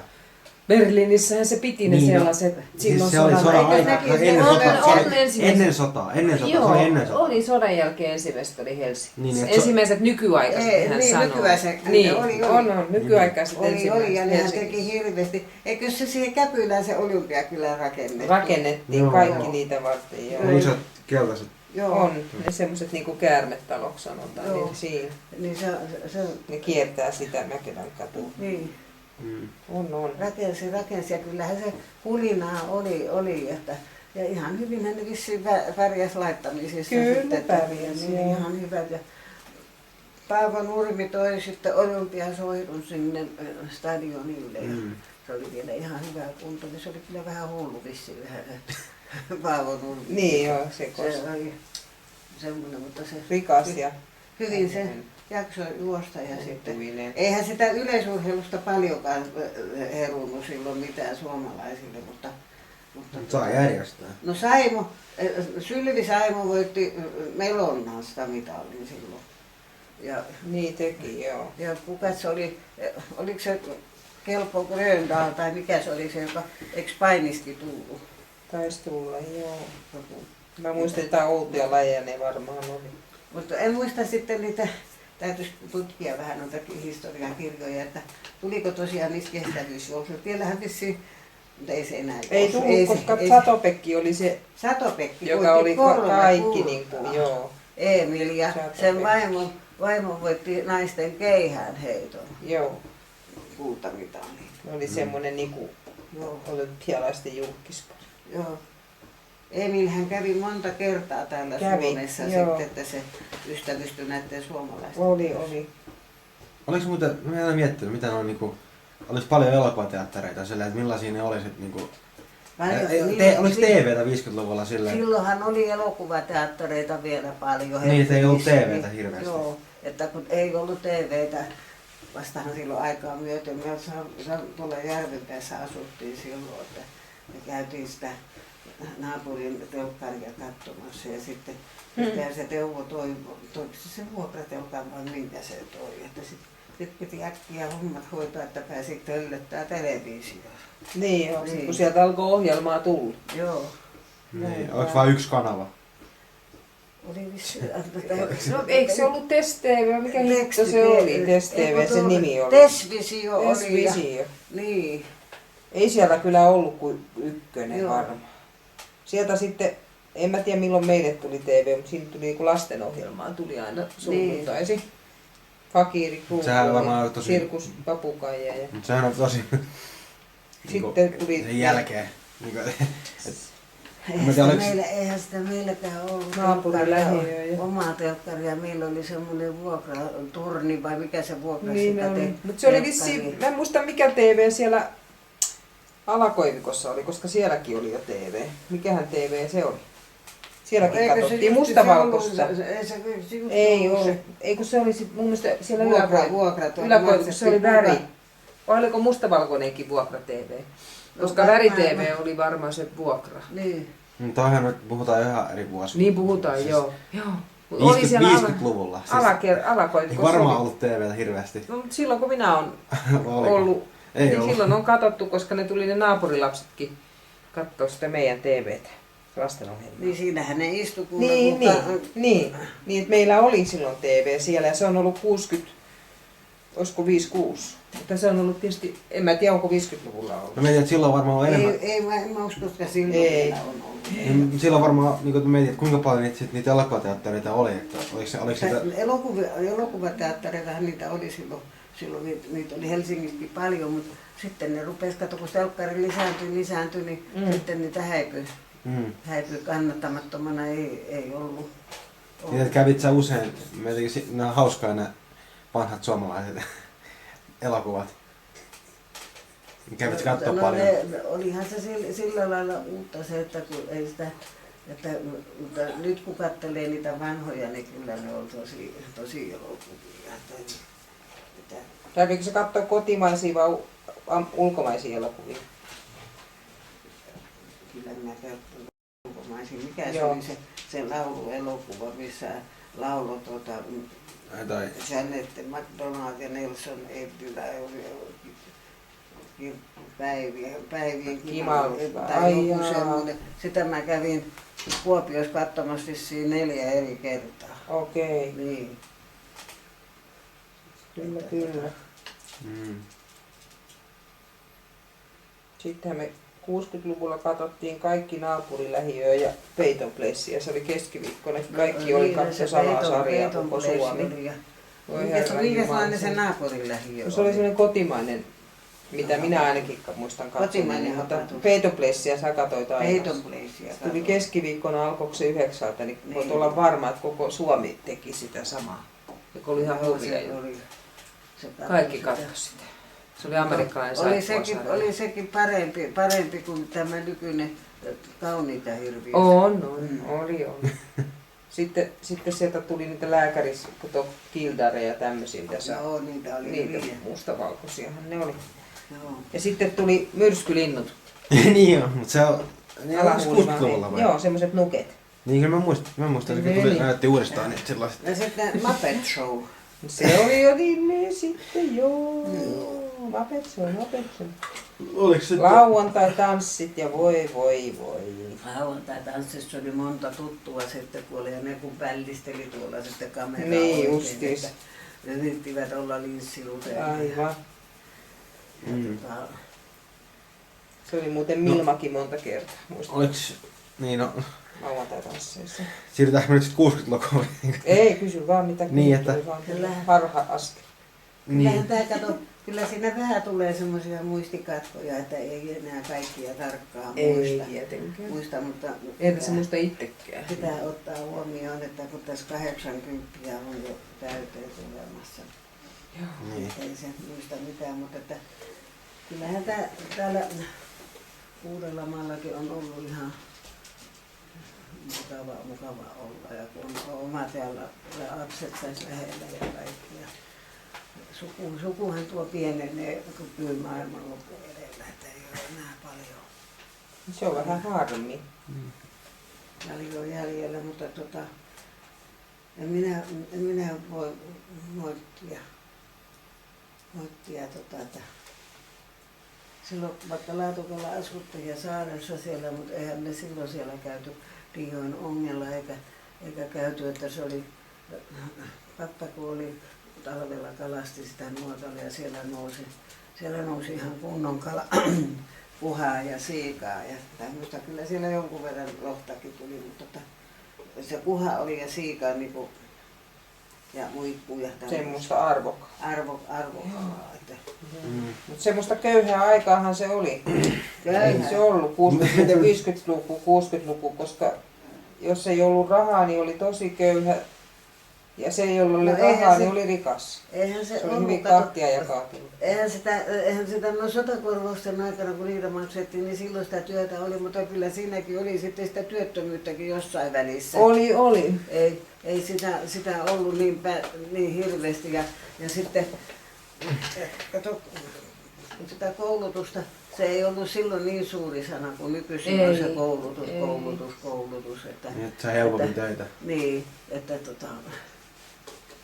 mutta oli siinä omat vaikeutensa, että eihän sitä että kun tosiaan ruvettiin, se kansanhuolto oli jo silloin voimassa, silloin jatkosodan jälkeen, se lopetettiin sitten, että loppui se korttiaika, sitten ruvettiin, se niille mustan pörssin kauppiaille, niillehän se oli kulta-aikaa, koska sitä myytiin kaikkea lihaa, voita, kaikkea tämmöistä. No, kellä oli rahaa, niin se osti. Totta kai osti sitten. Että musta pörssi rehotti kovasti. Lähti varmasti 50-luvulla, mutta lähti 60-luvun siinä 67, 65 meni paljon Ruotsia, sitten meni paljon tonne Australiaan lähti suomalaisia. Australia? Joo, muutti. Ihan mä en tiedä mikä juttu se oli, mutta sinne lähti paljon. Ruotsiin meni ainakin täältä paljon. Meidän läheltä. Niin Ruotsiin lähti sekä pohjoisesta että etelästä työperässä. Vaikka kuinka paljon väkeä. Kato siitä se minun Saviolla, kun asuttiin Nenäpuolista, se Airi lähti sinne Australiaan ja se on siellä ollut monta vuosikymmentä. Saas nähdä, tuleeko tänä kesänä käymään, että se on aina käynyt täällä minun luona.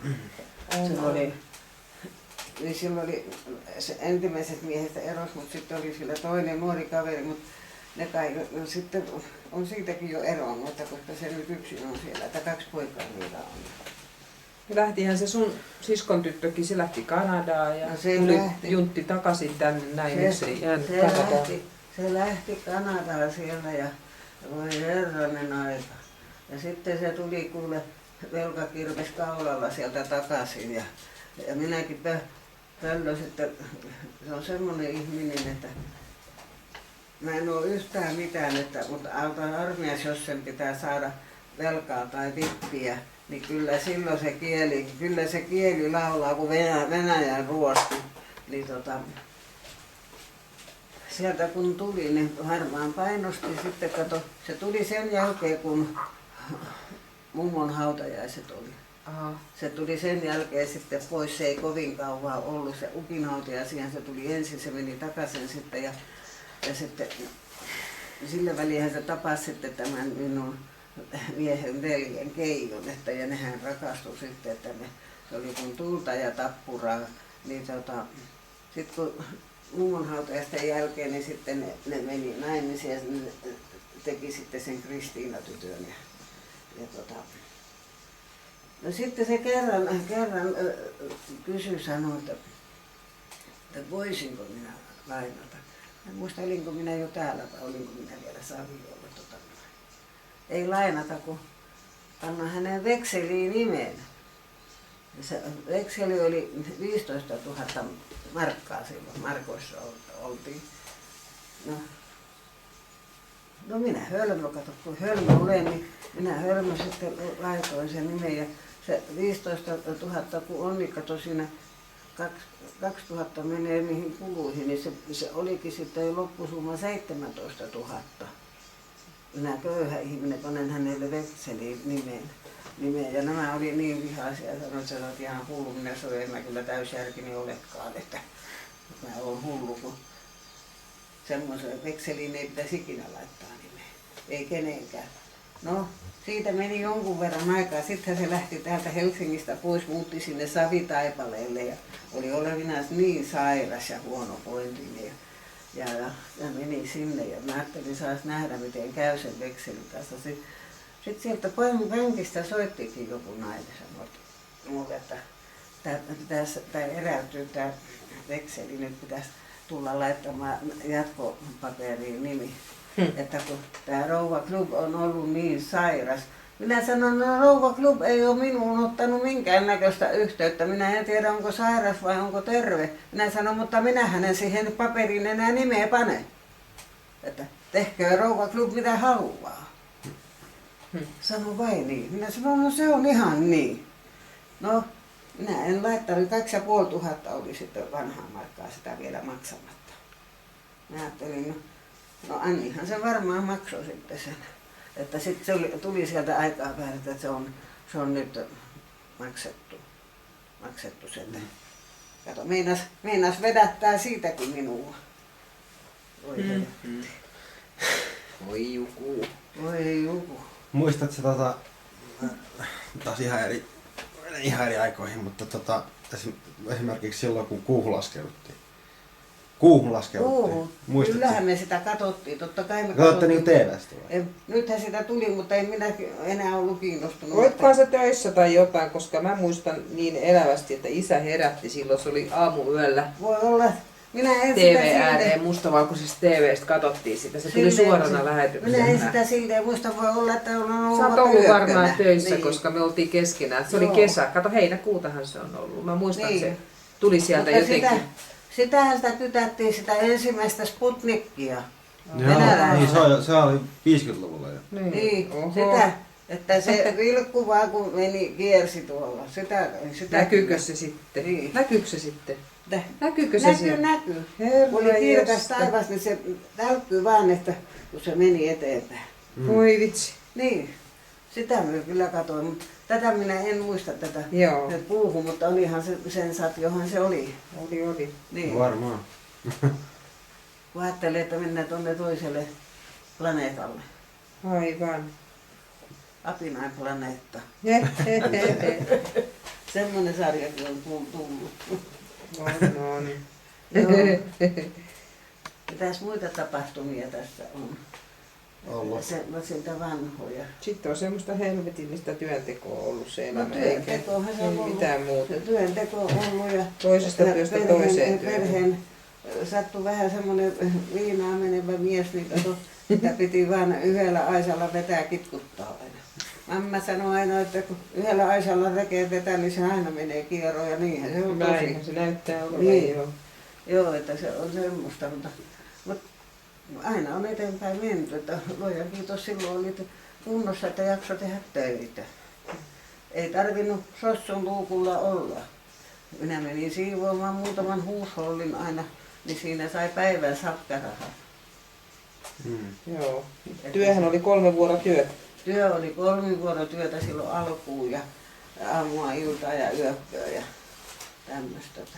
Siellä tykkäsin olla. Se on sitä, mitä säkin sitten opit tekemään. Vaikka se oli, vaikka se oli raskasta, no ruumiillisesti se oli raskasta ja miksei se henkisestikin, mutta sitten pantiin huumoria joukkoon, että se oli, pomo oli niin tiukka, että se melkein hönkäli tuossa olan takana aina, että siellä ei päässyt istumaan. Jos ei ollut mitään muuta tekemistä, niin piti mennä edestakaisin sitä käytävää, ettei vaan pomo näe, että kauhean kiireellä katso, että on kiire, että pomo näkee, että se on työn tohinassa. Oi kamala. Niin, oli se kyllä. Voi. Minä olin siellä käytävän tuolla päässä, silloin mä kuulin vielä vähän paremmin ja siinä oli sitten 4 huonetta tässä etupäässä ja sitten oli se aula. Niin siinä oli sitten nämä miehet, kun pärisi ja ne luki ne aamulehdet, niin Heleniuskin, niin se Heleniuksen sormenjäljet oli siinä sitten, kato lehtimustetta. Joo. Niin tämä kun kailottaa kuule siellä ovon kohdalla, että Rouva Klub, katsokaapas tätä seinää. Minä sanon, no mikä helvetti siinä nyt on sitten siinä seinässä. Olisi pitänyt paiskata rätti käteen, minä sanon, tässä on apu siihen. Arvon rouva. Niin. No mitä sä sitten sanoit, kun sä sanoit, mikä helvetti? No mitä se, katso. Niin varmasti sä olit Kyllä minä sen kanssa 2-3 kertaa otin. aika rohkea. Rohkea. Olit, kun sanoit, kirosit. Joo niin se Mutta muuten tykkäsin siellä olla elävän materiaalin kanssa työskennellä, kun ei minusta olisi ollut jotain nappulaa nostelemaan ja laskea edestakaisin tuolla niin kuin tehtaassa.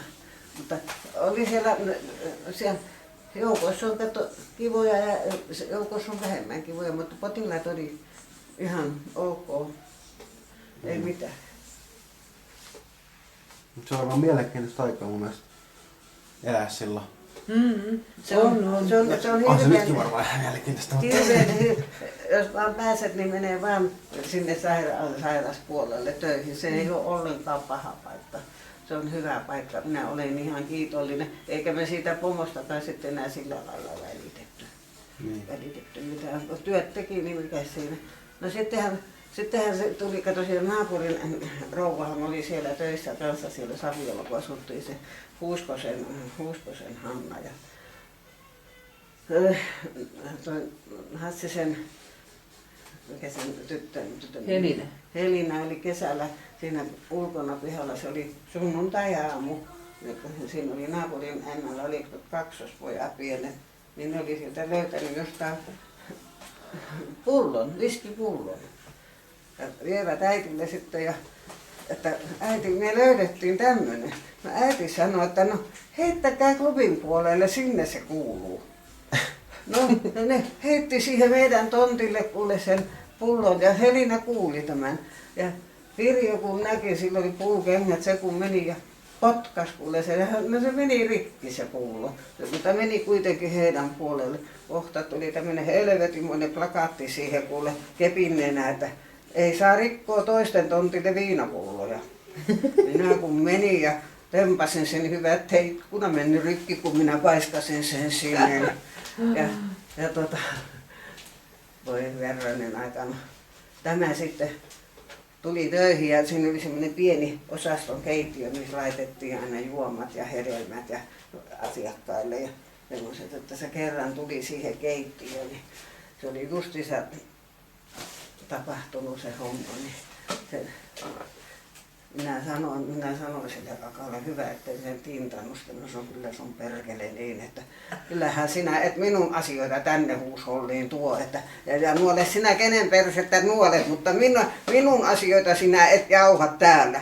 No, sitten mä olin keittiön vuodessa ja vein sitä ruokakärryä sinne, meillä oli vielä oma keittiö sille, niin jo oli aulassa kato rollaamassa tälle pomolle, niin se huutaa minulle, että oi yli, minä sanon, no mitä? Sanoit, olet rumasti sanonut. Minä sanoin ja sanon vielä edelleenkin. Minä sanoin, ja mikäs valtakunnan sovittelija sinä olet? Minun asioita ei täällä talossa kyllä settitä. Niinpä. Niin, että kun en ole taas mitään syyllinekään. Joo, voi herranen aika, miten se oli innoittava se ämmä. Se naapurin ämmä. Niin.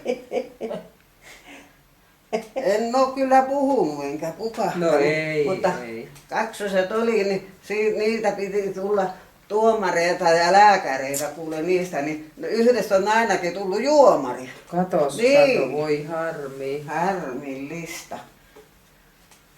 Se on vähän vaikeeta, kun jos on vaikeeta. Niin Minähän se on sanon, että minä sanoin sille Akalle sitten, minä sanon kuule, että kaikissa niissä pulloskyljes lukee selvästi club. Minä sanon, niin minä otan joka ainoa pullon vastaan. Mutta jos ei lue, niin pidä pullos siellä. Kyllä. Niin. Sitten kerran pantiin postilaatikkoon tyhjiä viinapulloja.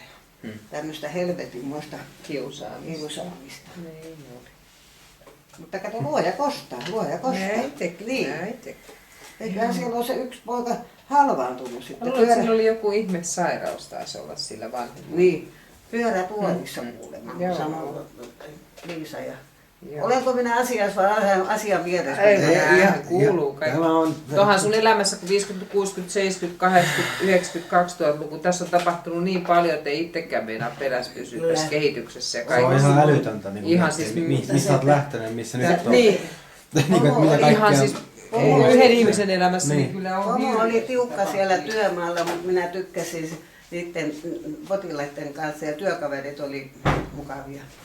Että siinä, ja huumoria pantiin joukkoon kuule niin, että minä kun olin sitten kylvettämästäkin siellä tälleen kesäaamuna, kun minä olin kylvetysvuorossa, niin minä tuossa matkan varrella pienen vastantaito ja kylpyhuoneessa kylvetin sitä Hanna mummoa ja sitten yhtä miestä kanssa, joka oli entinen autoilija, niin sekin kuule huumori, niin minä kuule suihkutan lämmintä vettä ja vastalla kylvetän, kuule siellä oli semmoinen höyräkkä siellä kylpyhuoneessa sitten ja Hanna tykkäsi, siellä oli naama kun Antalin aurinko sitten, kun se nauroi niin, että voi kyllä sä olet hyvänne, sanoi niin oot sinäkin. Joo, kerran sitten oli se täältä Keravalla se on tuttu se Lindeen, tohtori Lindeen EVP, se on sotilaslääkäri ollut. Ja se sitten mä menin siivoamaan ja sanoin, että onko siinä apua, että hän haluaa pyörätuoliin istumaan. No eihän sitä apua ollut ikinä lähellä. Silloin kun kylvettämässäkin oli, niin kita suorana huudan siellä, että kato. Ja sitten tappelivat noi apuitat, että kun ei ole koulua käynyt, että heidän työ tulee raskaaksi tehdä tämmöisen tavallisen tunnarin kanssa töitä. Niin, että huuvat sitten. Koulutetut ihmiset petä sänkyä puhtaaksi ja minä kouluttamaton ihminen yksin sen potilaan kanssa kylpyhuoneessa. Niin. Ja apua ei herinnyt. Sitten oli semmoinen, molemmat jalat oli polvesta amputoitu sillä yhdellä miehellä. Niin minä taas huusin aikani sitten, niin minä sanoin, no otahan minua kaulasta kiinni.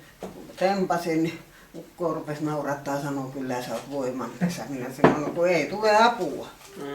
Niin. Joo, niin sitten se Hanna mummo oli ihana.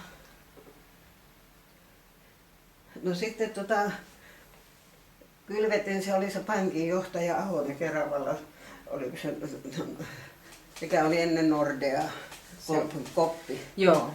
Se pankin johtaja sitten ja se oli halvaantunut. Ammessa pesi silloin vielä ja aloitin päästä ja korvat ja kaikki nämä yläosa ja anna.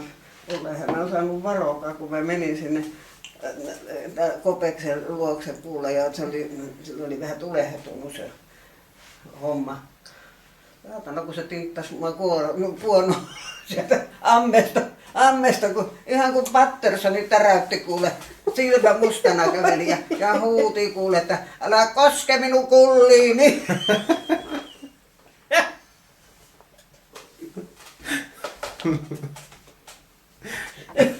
Minä sanon kuule, kyllä se on pestävä, kun se on vähän tulehtunut, se tulee kahta kipeämmäksi, että niin, no sitten se meni se kiukku kato ohi ja se halisit jo niin kauheasti.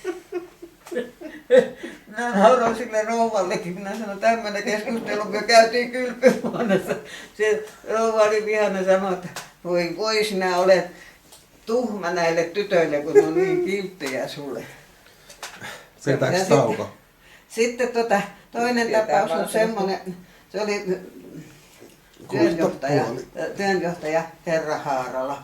No niin, se oli siellä kellarikerroksessa, niin kuin alapuolella oli ne huoneet silloin vielä, nythän ne sitten poistettiin kokonaan. Niin Haarala oli siellä ensimmäinen hoito, niin kun meni sinne huoneeseen, niin Haarala sanoi, että tule tänne sänkyyn, häntä naitattaa nyt, että tule naimaan. Että kukaan ei mennyt sinne, niin se kepillä kolatti, kato sen iso lasin rikki. Sillä oli keppi siinä sängyn vieressä, niin se löi sen rikki ja sitten se pelästyi itsekin, niin kato se meni vähän tajuttomaksi sit ja meidän pöyhönen meni antamaan tekohengitystä suusta suuhun, sitten pani rievun siihen. Haarala rupeakin virkoamaan ja tää kysyy Vienolainen, Herra Haarala, koskeeko teitä mihinkään? Haarala kun karjasi, että kyrpää!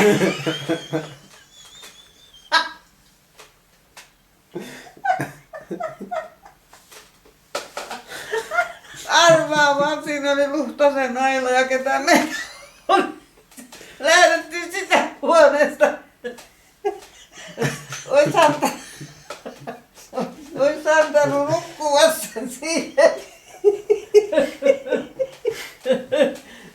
Iso ukko oli niin arka kuule kuin mikähän, kun minä ja sitten, mikä sen hoitajan nimi, se oli oikein semmoinen ronski, kun oli kylvetysvuorossa, niin ei sinne tarvinnut sitten muita apureita sanoa, että no nyt pärjätään, se pelkäs katsoi, että jos me pudotetaan, kun ammesta nostetaan sitten, niin sanoi, että nyt on hyvät nostajat.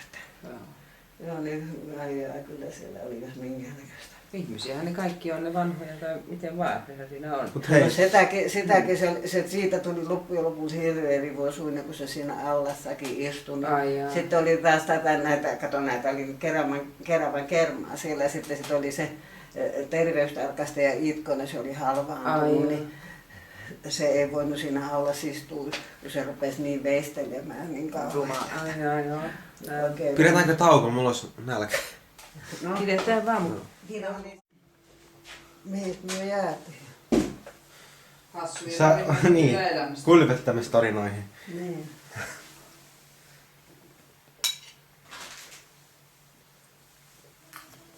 Onko mitään muita hauskoja tarinoita sieltä? Kyllä vähän miettiä. Helvetin mä täytyy. Rupee väsyttää. Varmaan on. Puutiaiset tappoi tuon, kato niin paljon oli imennyt verta, että verenhukkaa kuoli. Hirvi.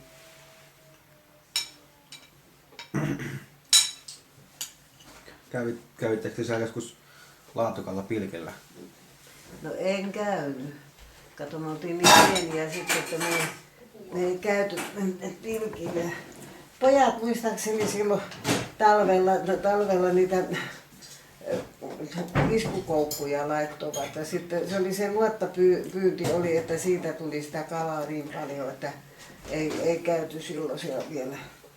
Ja kesällä oli sitten semmoinen pienempi versio siitä isosta talvinuotasta, jolla pyydettiin sitä kalaa. Että se ei ollut enää silloin tiennyt tästä pilkkimisestä mitään, että nythän se on vanhoilla päivillähän siitä on minulle tullut harrasta. Niin, alkoi sitä pilkkimään sitten vasta. No se on täällä sitten, että se on ollut tämä meidän Keravan vapaa-ajan kalastaja, se on ollut vissiin yli 30 vuotta. Minä en silloin heti ensimmäisenä vuosina mennyt, mä ajattelin, minä en osaa, eikä mä osaa vieläkään kyllä, mutta moukan tuurilla vaan tulee. Tulee sitten, niin se Tuossahan noita kaikkia... No siellä on saalista. Siellä on pokaaleita kyllä. En mä sitten niin järin huono ole ollut. Nytkin viime talvena niin tuli ensimmäinen pokaali. Ensimmäinen palvelu. No niin. Niin, että siellä minä olen vanhin meidän kerholaisista, niin siellä minä vaan näiden untupikkojen joukossa seikkailen. Niin. Ja jos tämä kunto säilyy, niin ensi talvenakin menee vielä. Eikö se raskasta? Raskasta? Niin. No ei se sinänsä raskasta ole, kato kun minun ei tarvii kävellä pitkälle. Että kun mä en jaksa kävellä, niin minä rannasta vähän matkaa, ja jos on kala tullakseen, niin se on kyllä rannassakin, ei tarvitse kävellä kilometritolkulla. Että mä tykkään siitäkin, mä tykkään siitä niin kauheasti, se on minun hyvä. Ja sitten kesällä marjastaa ja sienestää ja tämmöistä. Ne on tämmöisiä luonnonmukaisia harrasteita. Kun en minä ei hiihtänyt, ei mitään urheilu sillä lailla. Nämä kaksi on hyvää harrastusta. Missä vaiheessa sitten toi Merja syntyi? Oliko se... Merja syntyi silloin, me asuttiin Järvenpäässä. Järvenpäässä asuttiin ja siinäkin on semmoinen kommellushomma. Että se oli lauantai-päivä. Minä siivosin Järvenpään siellä Matsonin yläkerrassa asuttiin, oli huone ja keittiö ja sitten huone, missä hamarissa nukuttiin. Minä siivosin sitten, konttasin vielä polvillani siellä ja saunaan me käytiin sitten ja isäntä oli sitten sen talonpojan kanssa meni saunaan ja oliko niillä oluet sitten ollut tai mitkä ja minä olin kutonut sitten paljon sukkaa ja tuommoista tuonne mummolla Hyvinkäälle.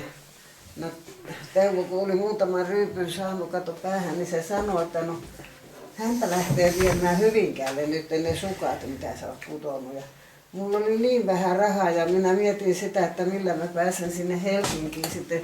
Niistä vähistä rahoista minun piti antaa sitten sille vielä mukamas matkarahat Hyvinkäälle. En tiedä missä ne sukat tänä päivänäkin on, että vielä se meni. No minä sitten siinä, se tuntui semmoiselta raukeelta kun mä saunassa kävin, että tuntui se oli vissiin laskettu aika ollut, jotta se oli päivä parikin. Kätilö kävi ja sanoi, että jos ei viikonloppuna rupea mitään kuulumaan, niin sitten alkuviikosta lähdetään. No minä siinä kävelin ja enää mä saanut unta enkä mitään ja sitten yöllä tuntui, että nyt se vesi tulla hulahti kuule. Ja en lähtenyt sittenkään mihinkään, mä puin vaan päälle ja odottelin siinä. Marita heräsi ensimmäisenä, se näki, että minulla on se äitiyspolttu päällä. Niin se kuule äkkiä sai ne vaatteet päälle ja sanoi, että äiti nytkö sä lähdet hakemaan sitä poikavauvaa, kun sitä poikaa odotettiin niin kauheasti. Minä sanoin, että nyt mun täytyy vissiin lähteä täältä vetelään sinne. Se sai ne vaatteetkin niin äkkiä päälle ja yläkerrassa puoltiin, niin siinä oli portaat sitten sinne alas. Se meni ne portaat alas ja se oli hihkassu siinä vuokraemännälle, että nyt meidän äiti lähtee hakemaan poikavauvaa. Ja sitten se kapristi takaisin sieltä ne portaat ylös ja aukaisee sen oven, niin sanoi, että äiti tuo 2. Poikavauva pidetään itse ja tyttövauva viedään Ahon mummolle. Siinä naapurissa oli sen Ahon mummo ja pappa, jotka siitä piti niin hirveän hyvää huolta. No, sitten se meni sen Siljantien sinne Aholle kertomaan. No sitten emäntä tuli sinne Lillen sinne portaat lihava oli mikä, niin sanoi, mites täällä? Minä sanoin, no täytyy nyt lähteä, että ei mun kyllä yhtään tunnu siltä, mutta vesi on tullut, niin pitäisi lähteä. Ne sanoi, tytöt kelkottelee minut sinne asemalle. Siinä oli pari kilometriä. Minä sanoin, ei minä siihen kelkassa istu. Ja niin minä laitoin sitten päällysvaatteet päälle ja tallaa tuonne housuun, että ei kastu. Junalla tulla kipputtelin sitten tänne Helsinkiin. Ja kun ei tuntunut mitään kipristelyitä olevan, niin mä ajattelin, että mä menen käymään, kun Anastasia asuu silloin Unionin kadulla. Mikäs vuosi toi oli? No, 61. 61. Minä kun aamulla menen sinne Anastasialle, niin meidän isäntä on siellä, sukkakauppias on siellä. Joo. Mä ajattelin, silloin mun puohahti tuo sisuuskaulut. Mä ajattelin, saatana kun temposen jollakin nyt sitten. No sitten se oli se täti, vanha täti asui siinä, niiden luona asuva tämän Anastasia ja Asseri, niin se ihmetteli, sanoi, että eikö mä jäänytkään sinne vielä. No mä ajattelin, mitä tuohon nyt osaa sanoa, että mitä se on sepustanut. Että hän oli sepustanut, että hän vei vaimon laitokselle. No. Minä sanoin, no ei vielä. No sen päivän minä siinä oli, mitä nyt ei tullut supistuksia, ei mitään. Että sitten mä ajattelin, ei herran aika pitää lähteä, että kun ei ole vettä, niin lapsi kuolee ja menehtyy sinne. Minä sitten sanoin Anastasialle, sen verran oli just rahaa, että minä sen siniseen bussiin pääsen ja naisten klinikalle sitten. Ja minä sanoin, että mä lähden menemään sinne klinikalle ennen kuin ovet suljetaan. Ja niin, eihän ne sitten minua päästänyt enää mihinkään kävelemään. Mutta ei se syntynyt seuraavana päivänä vasta. Seuraavana päivänä. Ilman vettä. Semmoinen tuli tyttöni sieltä, kun tultiin laitokselta sitten, niin minä sanoin Maritalle, no vie tämä tyttö sinne Ahon mummolle ja papalle. Ei se raskinut sitten. Ahon mummollekin olisi pitänyt saada vauva sitten. Niin. Joo. Kyllä. No sitten ei mulla ollut mitään, kyllä sitä on pitänyt olla, voi hyväneen aika. Että kyllä se ei ollut semmoinen huomaavainen mies, että mitä kaikkea sitä olisi pitänyt olla. Ei ollut vaunu, ei ollut kievari. Tämä oli vajaa 2 kuukautta ennen kuin se söi rintaan, niin minä rupesin käymään täällä Keravalla sitten siivoamassa. Makuupussista kantaa rytkytin sen 2 kilometriä aina aamulla asemalle ja sitten oli se tarvikekassi kädessä ja Marita juoksi kuin koira tuossa vieressä. Se oli innostunut, että se aina kysyi, että äiti milloin me mennään Töimaalle? Milloin me mennään Töimaalle? Missä se oli Arja jossain hoidossa sitten? Arja oli siellä vuokraemännällä hoidossa. Minun piti siitä päivän ansiosta maksaa sitten tietenkin. No missä Pirjo oli? En muista sitä summaa, minkä mä maksoin. Missä Pirjo oli? Pirjo oli koulussa jo. Ai joo. Niin. Joo, niin sitten ei ollut kärryä, ei mitään. No takaisin tullessa sitten, kun oli päivän tienestit saanut, sitten oli jo ruokakassi vielä lisänä siinä. Miten se onnistui yhdellä kädellä kantaa sitten lasta? Sä olit sylissä ja kaikki oli tässä käsivarressa sitten. Ai jaa, niin. No niin. No sitten täällä Kivisen rouvalla oli siivoamassa, niin se antoi sitten ne vaunut, mitkä sulla olikin kaikkein hienoimmat vaunut. Että, niin. Se antoi paljon lasten vaatteita ja antoi ne vaunutkin. Ja voi hyvänen aika se. Se on niin mahdottoman köyhä. Kyllä se köyhyys ei ole mikään ilo. Ei joo, ei. Niin. Se on ollut niinku tosi köyhää, taas sekin ajatella, että siitä tulla tähän päivään, niin on kyllä vähän vaikea. No on se ollut, mutta kun olin terve silloin, niin. Että mä jaksoin tienata, että toinen kun haskas kaikki tilit meni kunnolla, niin minunhan sitä oli täytettävä, sitä vajausta. Joskus ei tullut killinkiäkään, kun tilin sai. Jäi sen Siljan tien, sitten kun ei ollut kolikkoa taskussa, sitten tuli. Ja sitten jääkaapilla. Silloin mun teki mieli vetää jollakin niin, että se olisi Ainahan se sitä välillä vähän vetelit kuonoa. Kyllä minä vetelin Joo. sitä. Kyllä minä kuule monta kertaa otin siltä senkan nenästä. Joo. Joo. Oikein Voi nauraa, niin. Heitit paistinpannulla ja sen sellaista. Paistinpannulla ja kauhalla. Ai kauhalla? Kertaa En mä muista kauhalla. Kauhalla, joo, se oli alumiinikauha, se tuli taas Ai niiltä retkiltä ja rupesi vielä jotain naputtaa siinä, niin mulla oli kauha kädessä, minä kun läväytin sitä kuule, niin se käänti sanoi lyö toisellekin poskelle. No mä tein työtä käskettyä, minä kajautin toiselle, se meni ihan 1000 lommulle, ei siitä kauhasta enää ollut kalua. Kama. Niin. Tämä väkivaltaa. Että se oli semmoista hommaa, mutta kaikki on nyt taakse jäänyt. Elämää, niin. Taakse jäänyttä elämää. Ihan sitä nyt on pärjännyt, mutta Ihan niin kuin ei sitä osaa se vaan harmittaa ja surettaa nyt, että tulla.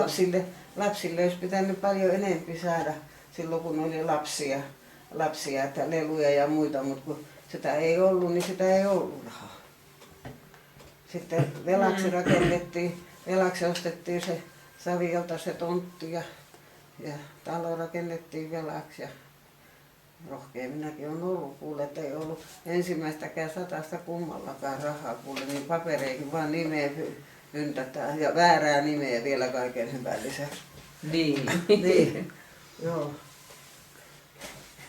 Kyllä sitä pitää Kumitehdas takasi sitten meille sen pankkilainan, sitten kun oli 4 mukulaa, sitten sai sen aravalainan ja sillä lailla ruvettiin kitkuttamaan. No, siinä kun pankkilainaa on, kato, niin siinä ensin pitäisi pääomaa lyhentää ja sitten toinen mukamaan korkoa. No. Niin. No sitten pankissa piti käydä monta kertaa sopimassa niin, että jomman kumman joko korot tai sitten pääomaa lyhensi, niin kyllä ne jousti aina, se ei ihme kyllä. Että no sitten kerran suutuin ja sitten kun iltavuoroon meni, niin minä siivosin sen suuren huushollin ja aina sitten kun sillä on iso jalka, 45 numeroa, niin kenkä oli ja tulla lömpsötti sitten sieltä töistä sitten pannuhuoneen oven kautta tultiin niin suoraan sinne olohuoneeseen. Sitten mä kirjoitin lapun, kun mä läksin töihin, niin kun olin siivonnut kaikki paikat. Että Herra on hyvä ja riisuu kengät tähän siihen pannuhuoneeseen. Mä tulen 9 jälkeen töistä, niin lappu oli vaihtunut. Rouva on hyvä ja riisuu housut tähän. Minä en enää kirjoitellut lappuja sitten. Sitten huumoria. Sitten se söi sitten sohvalle ja lehti tai kirja sitten joo. Että sekin otti sitten niin päähän. No eihän minun kun mä töistä tulin, niin mulla oli löysi kotona sitten vielä tehtävää. Että iltahommat ja oli pyykkiä ja silittämistä ja kaikkea. Kerran se sitten, minä sanoin, että tekisit jotakin sinäkin, että ei tarvitse yksin kaikkia tehdä, että aina olisi siellä kirjan ja lehden takana. Sanoin mulle, että no lukisit sinäkin ja viisastaisit vähän ittees, että olisit vähän viisaampi. No minähän, kun kävi kirjaston naiset, ne sanoi, antakas nyt mummolle rakkautta ja romantiikkaa sielläkin. Minä otin kirjat ja kerran sitten tein niin, kun se tuli aamuvuorossa, tuli töistä. Ei kuule mitään ollut, kaikki oli sileitä, ei mitään missään ollut. Minä istun siinä ruokasyvennyksessä ja luen kuule rakkautta ja proosaa vaan kovasti. Ja ukko kattelee ja ihmettelee, että eikö ole ruokaa. Jos ei tässä kerki, kun nyt tässä sivistetään itseään.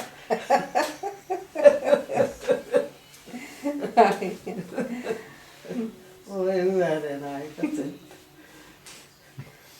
Jos minä olisin ollut niin viisas, että mä olisin tämän elämän varrella näistä kokemuksia vähänkään pannut ylös. Niin. Ylös paperille ja antanut jonkun kirjailijan Niin. sitten tehdä siitä. Minä en olisi kuulkaa köyhä nainen, kyllä se romaani olisi tehnyt tehtävänsä, että se olisi ollut kommelluksia täynnä oleva romaani. Että semmoinen. No sitten oli se kyllä kumma, että vaikka mä sanoin sille 100 kertaa, minä sanoin, että kun tilipäivä on, niin tuu käymään kotona. Tule ensin kotiin ja ota sitten sen verran rahaa, että kun lähdet sinne, että sun nuppi täyttyy, että jätä kaikki muut tänne, niin ei se käynyt. Ihan hyvällä puhui sille, mutta ei käynyt. Ja sitten toinen semmoinen, niin aina veti jonkun Iivarin sieltä sitten mukana vielä juoppokaveri. Ja lapset on pieniä tytöitä. Minä sanoin, että älä tuo ketään tänne. Että sinut itse pitää tänne laskea, mutta muita minun ei ole tarvitsisi laskea. No, kerran se toi jonkun, se oli varissukuja se ukko sieltä tehtaalta.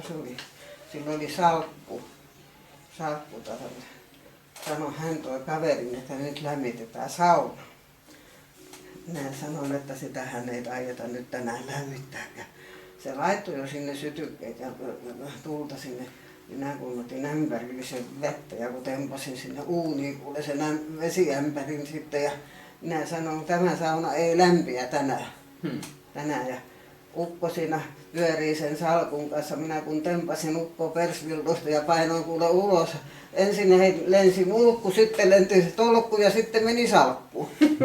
Ukko sanoi, että taisi termospullo mennä rikki. Minä sanoin, osta uusi. Joo. No sitten jostain tuli täältä Hyvinkään täällä näin rajamailla oli, sanoi kuule se on ison talon. Sekin lensi se ukko sieltä kuule kun minä suutuin. Niin, sanoi se on ison talon isäntä, minä se olkoon saatana vaikka kartanon isäntä, mutta tännehän ei yöllä tulla. Niin. Ja Övermarkki sitten olivat koko yön ollut siellä, minun piti aamulla lähteä töihin ja mä olin yöpaitasillaan vielä, niin mä kuulin, että kun siellä tullaan sieltä pannuhuoneen oven takaa ja ovesta ja se mutisee tullessa tämä Övermarkki, että sulla on niin helvetin pahasisuinen akka. Minä olen yöpaita päällä, minä sanon nää niin perkele onkin. Ja kun tempasin, minä sanoin, ja kun niin kauan kun kuulet, että tämä pahasisuinen akka on, niin sulle ei ole tänne mitään teko. Ei tullut. Ei vaan. Niin. Kyllä, minä olin hyvä ulosheittäjä. Aivan. No sitten rakennusvaiheen aikana Järven Anneli on kuollut nyt, että Anneli oli sen nähnyt. Se silloin viikonloppuna se pyöri kuin kissapistoksissa ja töissähän minä olin, eihän minä voin olla pois töistä, niin minun olisi saanut sitten käydä siihen postitoimistoon sanomaan sille, jos tulee rahalähetys, niin ei anna, sano vaan, että ei ole tullut. Mutta se oli sitten, kun ei se tiennyt se postinhoitaja, niin se oli antanut, se arava-erä tuli, oli se 3000 tai mitä se vanhaan markkaa, että kun se arava sai aina sitä mukaan, kun paikka tuli, joku määrätty kohta tuli rakennettu, oliko se valmis. No, se oli jo silloin vähän, enkä minä ymmärtänyt, että ne oli se rahat oli siinä parvekkeella kumisaappaassa, se kertoi jälkeen. Ja niin se lähti, kun ajeli pitkin Mikkeliin ja kaikkea tuolla taksilla. Se meni se arava-erä siihen. Minä jouduin tekemään vekselilainan sitten, että mä saan laskuni maksettua pankkiin. Siellä se nurkki ja appiukko takaisin sen 5000 markan vekseli. No sitten se ei uskaltanut tulla kotiin, että asuttiin vielä Alakoivikossa silloin. Että se oli rakennusvaiheen aikana. Kävin sitten päivällä siellä katselemassa, niin se näki, että siellä oli eväspapereita, että oli se siellä käynyt, mutta sitten ei ollut silloin siellä. No sitten oli taas en muista montako erää me saatiin niitä, niin taas saatiin yksi. Ja sitten mä tulin töistä, niin kuule ei auttanut muuta kuin lähtee pyörällä sieltä Savikolta sotkemaan tänne Keravalle. Ja se tuntui sisuskalusta jo, että se rupesi ihan niin kuin polttamaan täällä, että ei ollut missään hyvä olla. Ja mä ajattelin, mun pakko lähteä. Minä kiersin kaikki ne Keravan kapakat sitten, että kurkistelin, että onko meidän ukko siellä. Ja Anneli oli nähnyt tämän Järven Anneli sen päivällä sitten, niin se oli Annelille onneksi antanut sitten osan siitä erästä rahaa. Mutta minähän en sitä tiennyt. Ja sitten siinä oli se Saviolla, kun mentiin, niin muistatko, kun oli se pajukko, se lutikko. Siinä se pieni aalloppi oli sen aallopin alta. Mä ajattelin, minnehän tuo minä pyörää talutin ja menin katsomaan sitten. Ukko tuli sieltä vastaan, että ketä mä hain. Minä sanoin, no en sinua ainakaan hain, menen vaan eteenpäin. Että no sitten mä menin syvemmälle, niin siinä oli semmoinen vesilutikko siinä sitten. Niin sitten mä näin, että siellä se meidän rakentaja istuu ja joku toinen ukko viereellä sitten. Ja Vajaakosken korvapullo oli tässä jalkojen välissä, täysinäinen pullo oli sen vieressä. Sitten minä kun menin siihen ja otin pään kainaloon, jos on täälläkö sä saatana rakennat. Niin. No. Sitten se pikkuinen rellukas, sen kakaruuta oli silloin saman aikaan siellä päiväkodissa sitten. Niin minä otin sen täysinäisen pullon takin taskuun. Se rellukas siinä sanoi, että se on hänen pullo. Minä sanon, älä paskaa jauhaa, että tällä on sen ja sen verran tänään ollut rahaa, että tämä on varmaan niillä rahoilla ostettu. Että minä sanon, sehän on nyt täällä mun taskussa se pullo. Ei muuta kuin täyttää vaan, että se on hänen pullo. Saatana, kun mä tempasin puonoon kuule, niin veri tuli solkenaan nenästä. Sanoi, että hampaateni. Minä sanoin, no en kyllä proteesia teetä. Niin. Ja sitten oli se Vahvasen Nuski, oli se pitkä kaveri kuule. No se kanssa sitten tässä täysinäinen pullokato oli Kimmoke. Se vaan työntyy. Se oli niin iso ukko, niin minun piti oikein hypätä, kun minä sitä tempasin turpaan. Teuvo sanoi, se on Vahvasen Nuski, minä se olkoon vaan. Mutta tässä on klubin Olga. No sitten, ei kun se vaan täyttää, kato se täysenäinen pullo pitäisi saada. No toinen oli ihan vinttipimeä, ei se tajunnut mitään, se istua möllötti siinä vaan. No sit mä katson, että siinä on kivi. No kun rupesi työntymään kuule minun väin liikaa, niin minä kun heläytin kuule sen pullon siihen kiveen täysinäisen pullon, minä sanon, no pojat. Itkikääpä sieltä, mutta älkää saako tikkuja kieleen. Sitten lähtivät siitä ne, minä lähdin vetämään sitä kotiin. Voi herranen aika. Onhan näin. No joo, jos me jatketaan joskus, mä en tiedä, ottaa niinku toisen tällaisen kanssa sitten, mutta joo. Tässä on ihan hyvin tullut ainakin. No, otetaan vielä toisen kerran sitten. Niin, joo. 2 tuntia on ainakin. Pakistaa sitten Karjalan murrettu siihen. No joo. Karjalan kielty. Joo. Niin, sinä katso, Karjalan kielellä sinä olet minun kötköö brihatsu. Niin. Pitää mennä hakemaan auto varmaan. Kötköö tarkoittaa suurta ja brihatsu on poika. Niin. Mites niin? No, ootas nyt. No niin, sitten jatkuu taas.